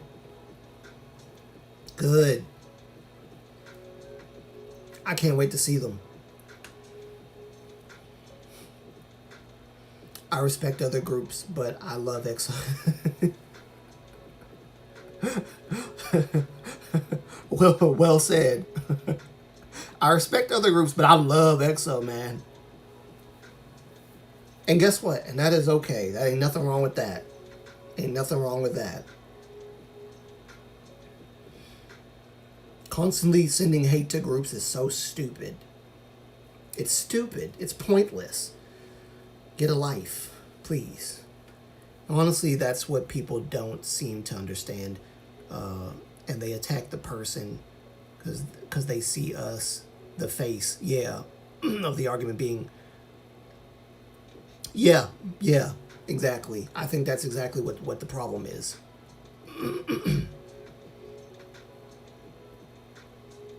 Understand? They attack the person because they see us as the face of the... Yeah, which is a shame, because I get it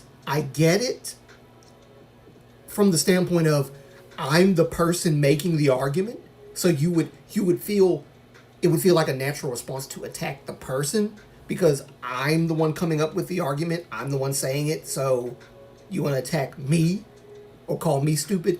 But that's the same problem that Ever Glow Up's been having. She's the main one that said don't attack the person, attack the argument, yet she's saying, she's like calling people silly and childish and all these other things. Not that the decision is childish, although saying a decision is childish is also speaking to the character of a person, which is speaking to at the person themselves. So I don't know about that.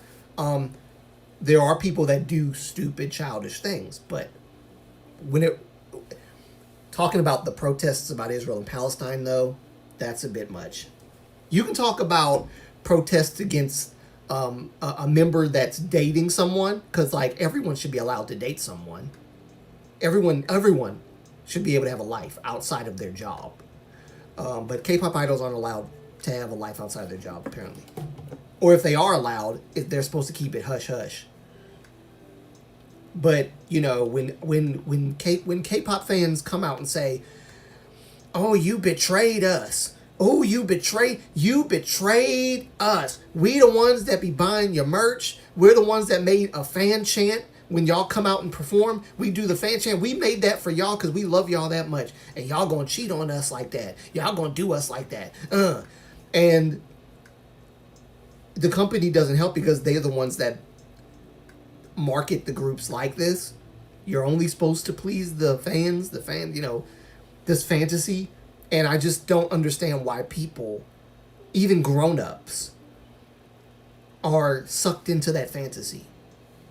It's a weird thing to be sucked into that fantasy. Honestly, Everglow Up had a persona that came to bite her back because she had a blunt persona, and she not just and now she just is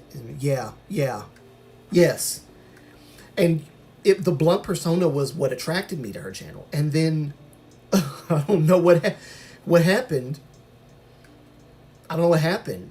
I know people criticize her also for accusing Bongchan during the Chan's Room thing. I had made a video, didn't know that she made one, but I had made a video saying that I think Bongchan is at fault as well, like because like he saw this happen before, and so he needs to like be more careful with like bringing up certain things to these people, because people will take what you say. It's not really in confidence. It's not in confidence. It's online. You're Bongchan. They're going to try to dig up who you're talking about, what idol group. If you're talking about a particular idol group, they're going to try to find out who you're talking about. And then, in the name of defending you, they'll attack that idol group. And so, he may not have had hindsight on that particular issue. Bye, Gina. I think that's you saying bye. Bye, Gina. Thank you for coming. I appreciate you coming, always. Yeah, he may not have, that's not what he wanted, but again, like, hindsight, he may not have seen that coming, but it happened before. So, I felt like he should have been more careful. So I felt like this whole, like, partial responsibility goes to Bongchan. But another part of that responsibility goes to the fans, because they don't know how to let a person speak and not react. Because that's what it was. It was a reaction. Even if you're putting thought into reacting, like trying to find who is he talking about and all this stuff, it's still reacting. Thank you, Gina, for coming. I appreciate you. Thank you.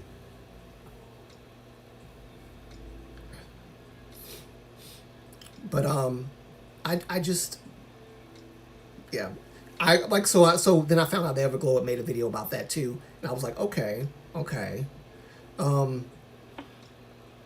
People are mad at her about that too. Yes, but I always feel that stays were mainly the ones in fault because AT's also talked about similar. Yes, that's true. That's true. Yes. No one attacked, but stays. That's true. And I'm not saying that Bongchan is responsible for the fans' behavior, but I think knowing your audience is important. Stays apparently are a little bit different than the AT. What's the group? What's the fandom name? ATZens or whatever. ATZens, something like that. I can't remember. But Yeah, I follow you. I follow you, Chojimi. Yeah, I mean, Jesus, Ho Shining. I feel like I said Chojimi name so much, like everybody's Chojimi to me. Um, yeah, I follow what you're saying. I get that. I get that. And I actually read about the AT's thing.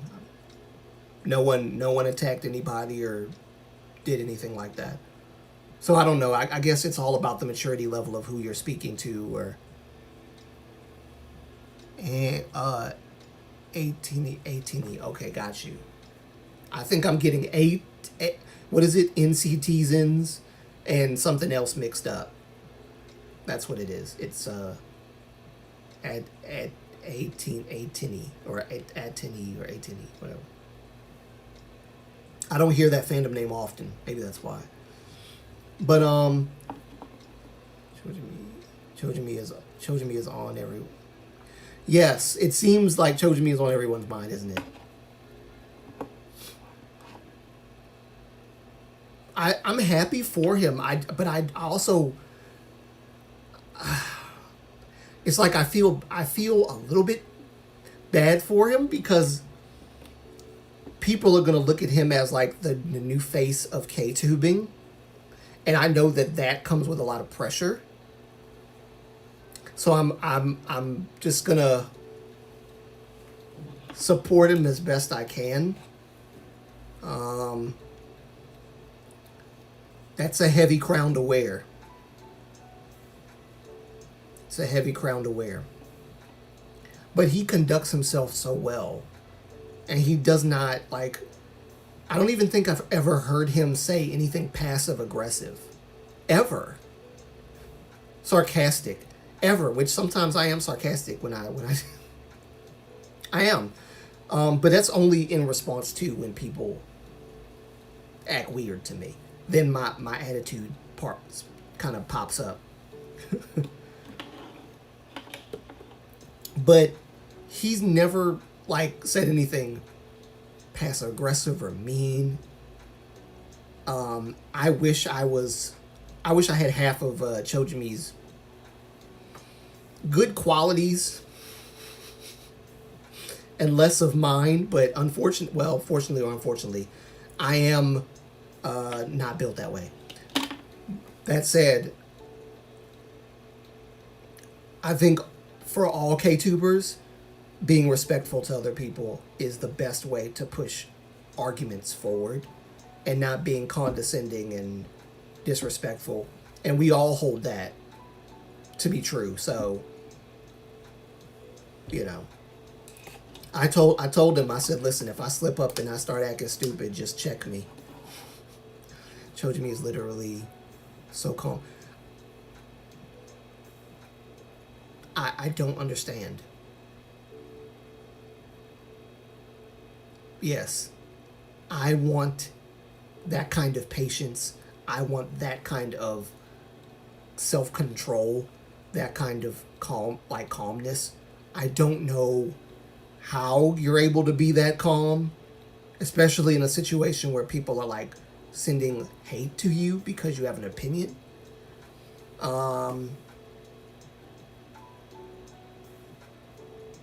There were videos that I had done responding to hate or people like attacking my argument, and I never uploaded them because it was me literally just blathering on and yelling. And I never uploaded them because I said this is not the kind of person that is going to win an argument. So the fact that I don't think he's ever had a moment like that speaks a lot about him.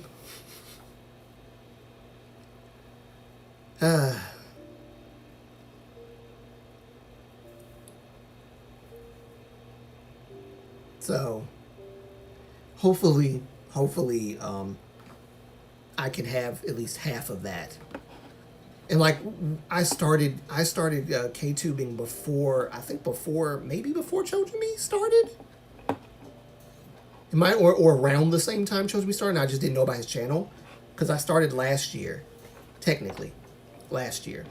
And on and off.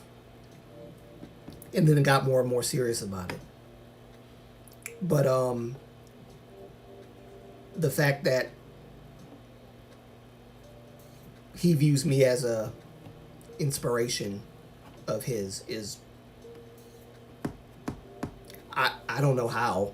I try my best, but I can't words like he is a very educated guy, and he's very wordsmithy, very wordsmithy. And I started 2 months back. Oh wow, you started 2 months ago. Get out. And it took me longer than 2 months to get to 100 subs. It took me a long time to get 100 subs. But that was mainly because I was doing reactions. And eventually I may actually stop reactions and just go to K-tubing. Eventually. Because once you constantly give people something, they're going to expect you to keep giving them that. And when you no longer give them that, they're going to find another channel that gives them that.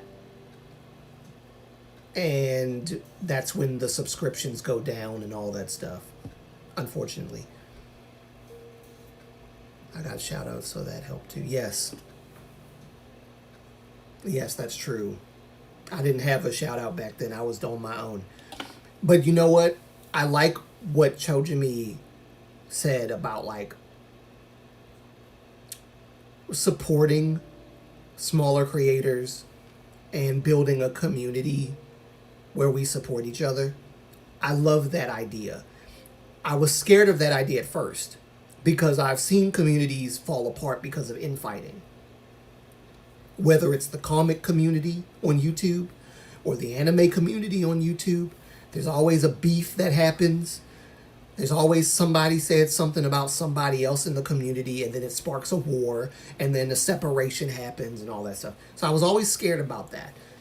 However, seeing how bigger content creators only associate themselves with other bigger content creators as if there's like a clique, and like they don't really give much attention or thought to like finding, not all of them are like this, but there are those channels that are big that are like that, where they don't look for any like new content creators. They just stick to their crew. And you know, so I think that one of the things that we can do is lift each other up and support each other. And I don't view myself as a big content creator at all. Nor do I view YouTube as a competition. It is a competition, was designed that way, but I don't view it that way. If I viewed it that way, then my fun and love for what I'm doing would be gone. Because I'm just steady thinking about trying to top this person's video and do it this way and do it that way. I'd miss your shiny reaction in Moonlight, but you have to do what you have to do. So I'm thinking about transferring my content reaction-wise to another platform. That's what I'm thinking about. One that's not damaging my channel, because I'm being honest.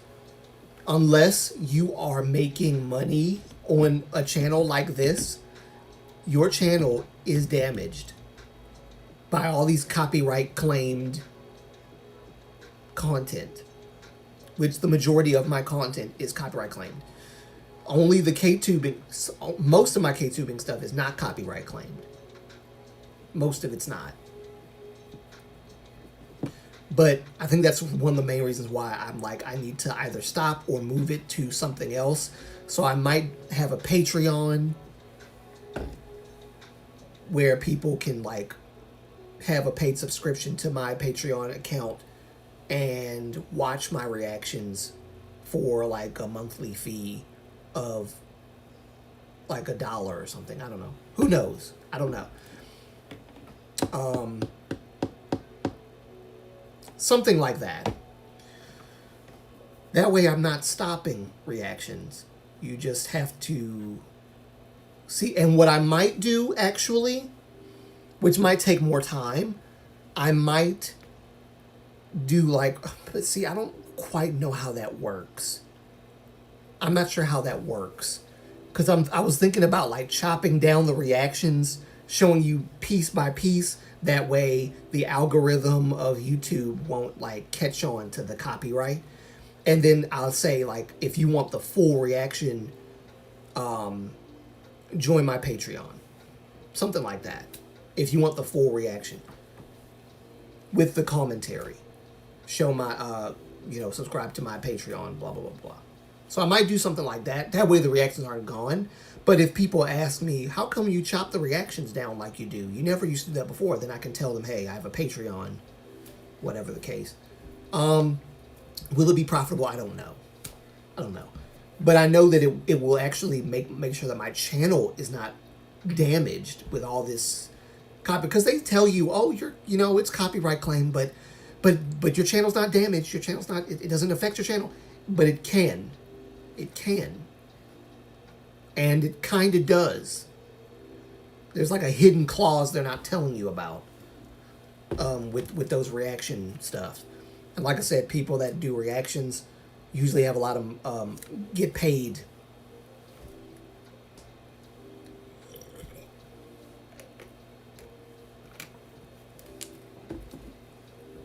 Something that my friend Dohi was accused of back in the day was being too money conscious. But YouTube was the bulk of where his money came from. So being money conscious is not the issue. The issue is something's not profitable, right? Random request. Do you like 17? Yes, I do. I've reacted to a few of their MVs. But I think it would be cool to go back in time and react to more. But yes, I love 17. I said random request, didn't I? Random question. Forgive me, I have dyslexia, so words get jumbled around, letters get jumbled around in my head. And I'll read it as one thing when it's not. It's not even a case of misspelling, it's dyslexia, unfortunately. Something that I didn't know I had until like later on in life, and I was like, okay, that's what's going on. When I'm looking at a box and it says this and I spell it as S-H-I-T, dyslexia.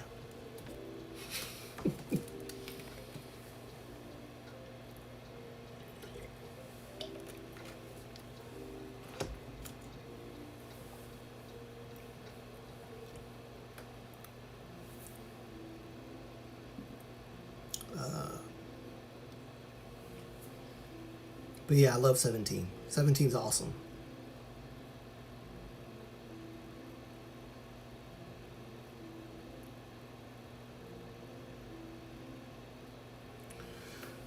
Oh man.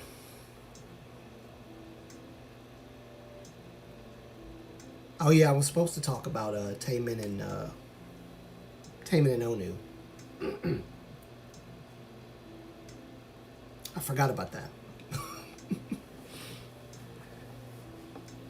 Because I'm sure you guys want to hear my thoughts on the Taemin. It's not really anything major, just that it's interesting that SM is losing a group like, well, they're not losing SHINee per se,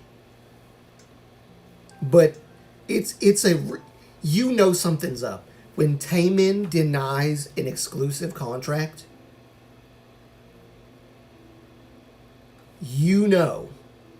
Something's up. Because Taemin is a big money maker for SM. So that he refused the contract, the exclusive contract.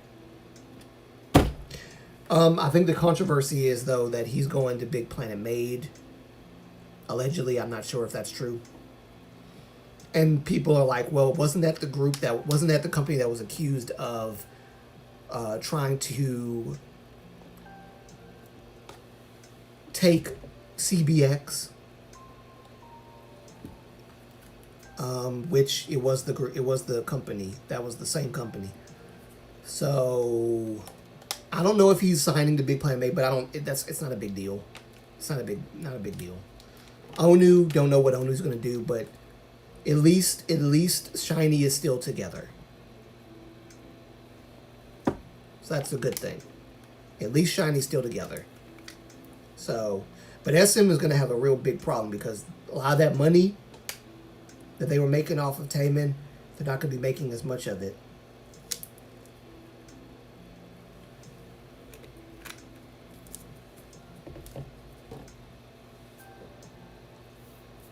Or any of it, for that matter.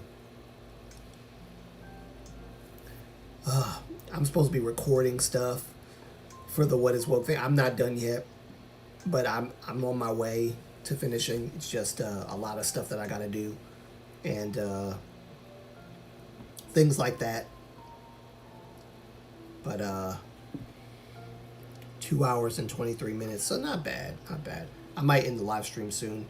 If anybody has any questions, though, feel free to ask before we say goodbye, because I do need to rest my voice.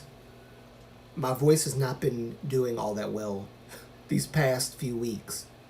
Don't know why, but it has not been doing very well. So I'm trying to relax my voice as much as possible. Exactly when the boys... I'll just read it up here. Exactly when the boys won't renew their contract, something is up. Yeah, no one knows where he will go for the. Yes, I thought so. TVs will still be with SM. Yes, but SM will have to. Yeah. Taemin, I think Taemin's fed up. Onu's definitely fed up because. The reason, like, one of the biggest reasons as to why Onu has been on this long break hiatus or whatever, or all of that is because of SM overworking the guy. The man did not have a break. Did not have a break. He was promoting his first album, Dice. He promoted his first album, Dice. And then he went to Japan, promoted his other album that was Japanese album in Japan. All these variety shows and radio shows and all that stuff. He was going to those to promote that album. Did a concert in Japan. Mini concert or whatever. Promoting the album or whatever. Goes back to Korea. Does the other album, which was Circle. Does some stuff in Korea to promote Circle. Goes back to Japan. Does a concert. The man was going. Comes back to Korea to basically practice and do the vocals and everything for the Hard album. Partakes in MVs. You can see him gradually, his health declining. He's losing weight drastically. All because the company is overworking the guy. No wonder. I would leave too. I would leave too if I was Onu. I've never seen Onu overworked that much. I remember he was on the no, not a fan meeting. It was some kind of like a live presentation thing talking about his Circle album. And he said he only got like 2 hours of sleep.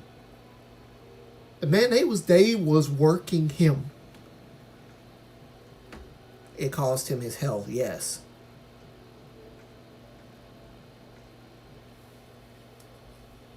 Oh, and at that point, because listen, we don't know what the doctors told him about his health. I bet you whatever was going on, that was enough for Onu to say, I'm done. I'm done. Done.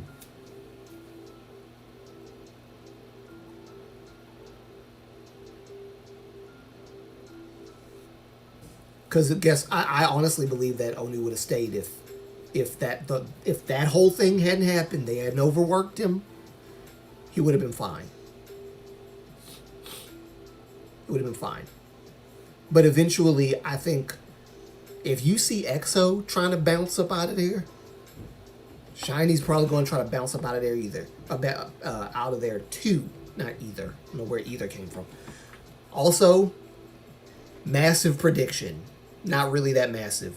When NCT's time comes and they're pushed to the side to make way for another group or whatever, which probably won't happen for a long time because they literally just added to NCT with the new NCT group, which is the Japan group.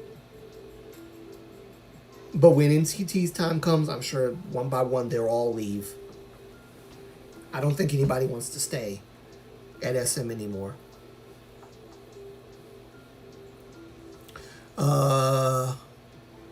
My opinion is this.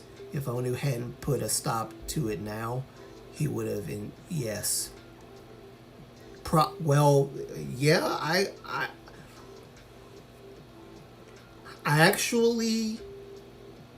actually don't disagree with that entirely. I actually don't disagree with that. I don't disagree with that. People don't understand how stressful idol life is. It's not a walk in the park. It's really not a walk in the park. So I definitely agree with that. He may have ended up that way because depriving people of sleep, depriving people of he said he didn't even have enough time to eat properly. So that added on to the health crisis he was having.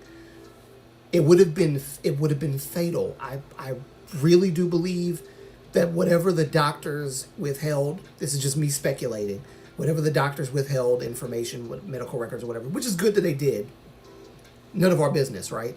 But I think it was, if they hadn't done what they did, got him when they got him, could have been fatal. And I think that was enough for Onu to say, it's time to wash my hands of SM. That's my opinion. It's my opinion. And also the negligence of taking care of Idol's mental health and seeing to that. I'm sure that also played a role. Right? You know. And Taemin is like, it's not even worth an exclusive contract. If Taemin is saying it's not worth an exclusive contract, and he didn't say it per se, but his actions say that it's not worth an exclusive contract by not renewing it or not signing that exclusive contract or whatever, you know there's something going on. It's not just his idol life. Moonlight, he is director of a company that he's a yoga. Oh yeah, that's true. He is. That's true. Yes, that's true.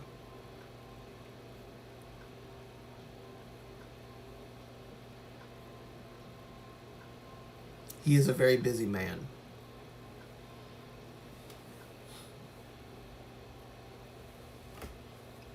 It's interesting because my K-tubing stuff, I usually criticize companies, not idol groups. I have yet to critique an idol group on my channel.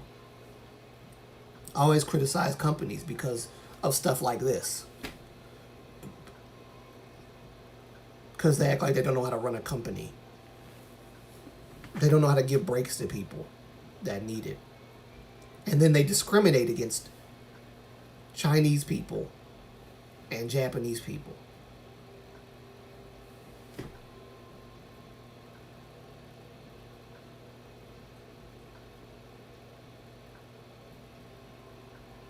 Yeah. Agree, Taemin is their golden boy, so yes, if the Yeah. That's how you know something's up. If the moneymaker leaves, that's how you know. That's how you know problems are afoot.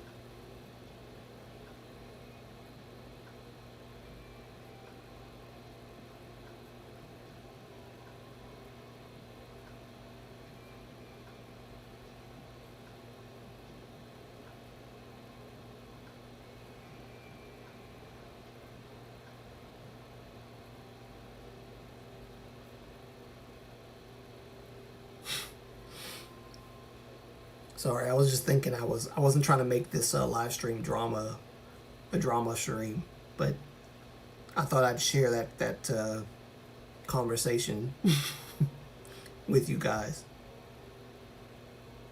She actually, oh, I didn't say this, but that girl also commented again after that. But because I deleted her comments and blocked her, I have no idea what she said, and I don't care to know what she said. So there's that.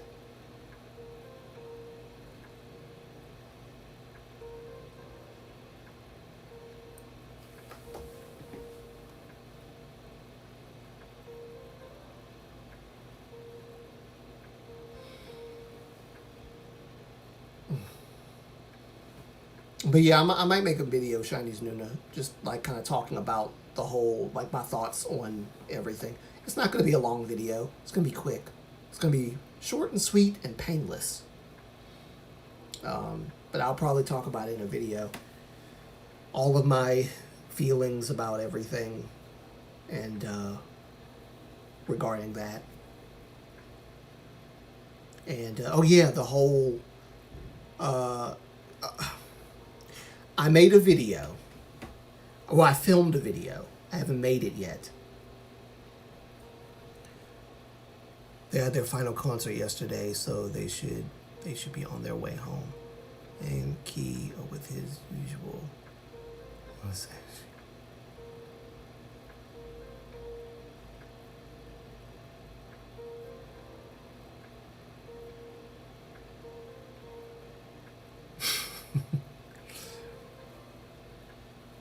But yeah, I'm gonna make that video. I made a video, or at least I filmed a video, talking about the Rise stuff. Guys, I'm at this point, I'm sick and tired of hearing about Rise. I'm sick and tired of hearing about Rise and some kind of, oh, now it's Anton's turn. It's Anton's turn. We had Sohee, we had Sunghan. Now it's Anton's turn. Oh, he was out hanging out with one of his friends who happens to be a girl, and all of a sudden it's a bad thing. I'm sick and tired of hearing stuff about Rise. People need to shut up about Rise. I'm tired of hearing about it. I really am. It's always something new. Every time I turn around and I think I'm done with Rise, then they pull me back in with some more BS about Rise. Leave Rise alone. Let them alone. Please. Please. I've honestly never seen SM give so much free time to an idol group like they have done Rise. At the same time, I'm glad they are, if that's what's going on. Because once things get cracking and their career really takes off, they're not going to have time to rest. So give them their break now. Give them their little moments now where they can hang out with their friends and all that stuff. Because once time comes and the feet hit the ground, they're going to hit the ground running, and they're not going to be able to stop for a drink of water or whatever.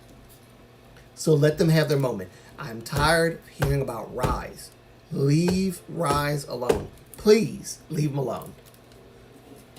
And on my video, I am going off a little bit about it because I've covered Rise at least 5 times.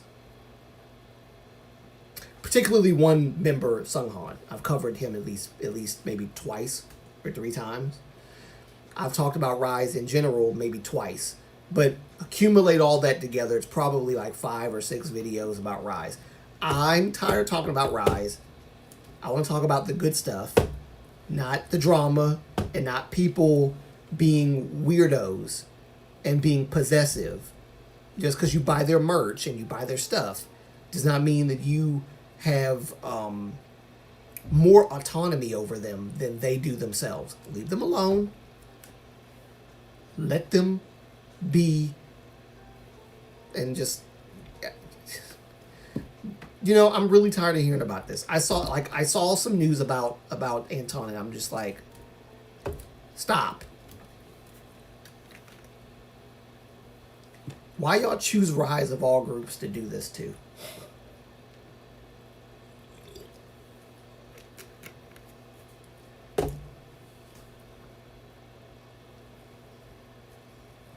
Anyway, I'm done ranting.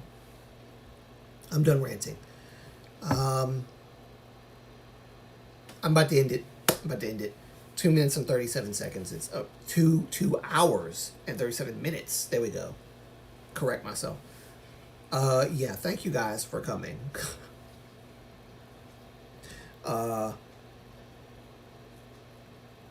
It applies to any new idol group, male or female. Oh, let me read it up here. It applies to any new male group. It applies to any new idol group, male or female, until they're actually hit until they actually hit the big time. Yeah. Yes. They need their freedom. Let them have their freedom. Let them have their freedom. And leave them alone. People can't seem to do that. Okay? People are convinced they're not allowed to have some sense of autonomy. Individuality.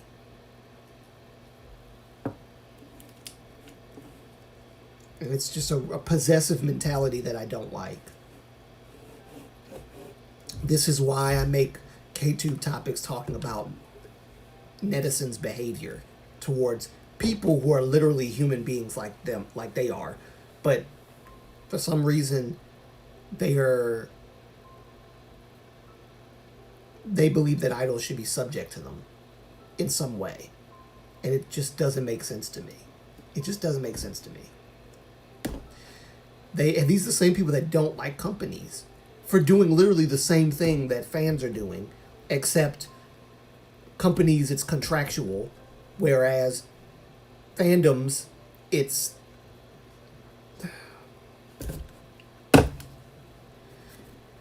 behavioral, based on what the companies market the idols as. You're only supposed to love the fans. You're only supposed to cater to the fans. The fans are your love interest. That's not. Come on, y'all. I think the way in which K-pop as an industry is done, at least in the marketing sense, the fantasy sense, is. I'm trying not to overuse the word toxic, but it can lead to toxic behavior. If you recognize it's a fantasy, it's not toxic. If you don't recognize it's fantasy, or you recognize it's fantasy but you partake in the fantasy, there's a problem. It's a fantasy. They're not, and then they get heavily criticized, heavily scrutinized for being on dates with people. Of course, Anton's situation wasn't a date. He was just seeing friends before leaving, and then one of them happened to be a girl. And then the fact that the girl had to, I think, come out and say something. This should not be an issue. I don't understand. I don't want to hear any more about Rise. I don't want to hear any more about Rise. Please, stop. Stop, because it's killing me. Stop talking about Rise. God. Anyway. That's it. That's all. That's it. I'm done. I'm done talking. My voice needs to rest. And tomorrow, if I feel like I have the energy to do it, I will try to do. I will try to film some more of my what is woke video, because I need to get that out.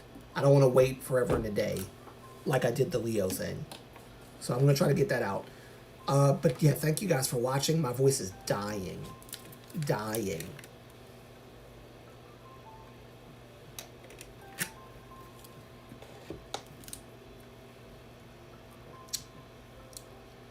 Chinese Nuna says there should be a distinct line between fantasy and reality.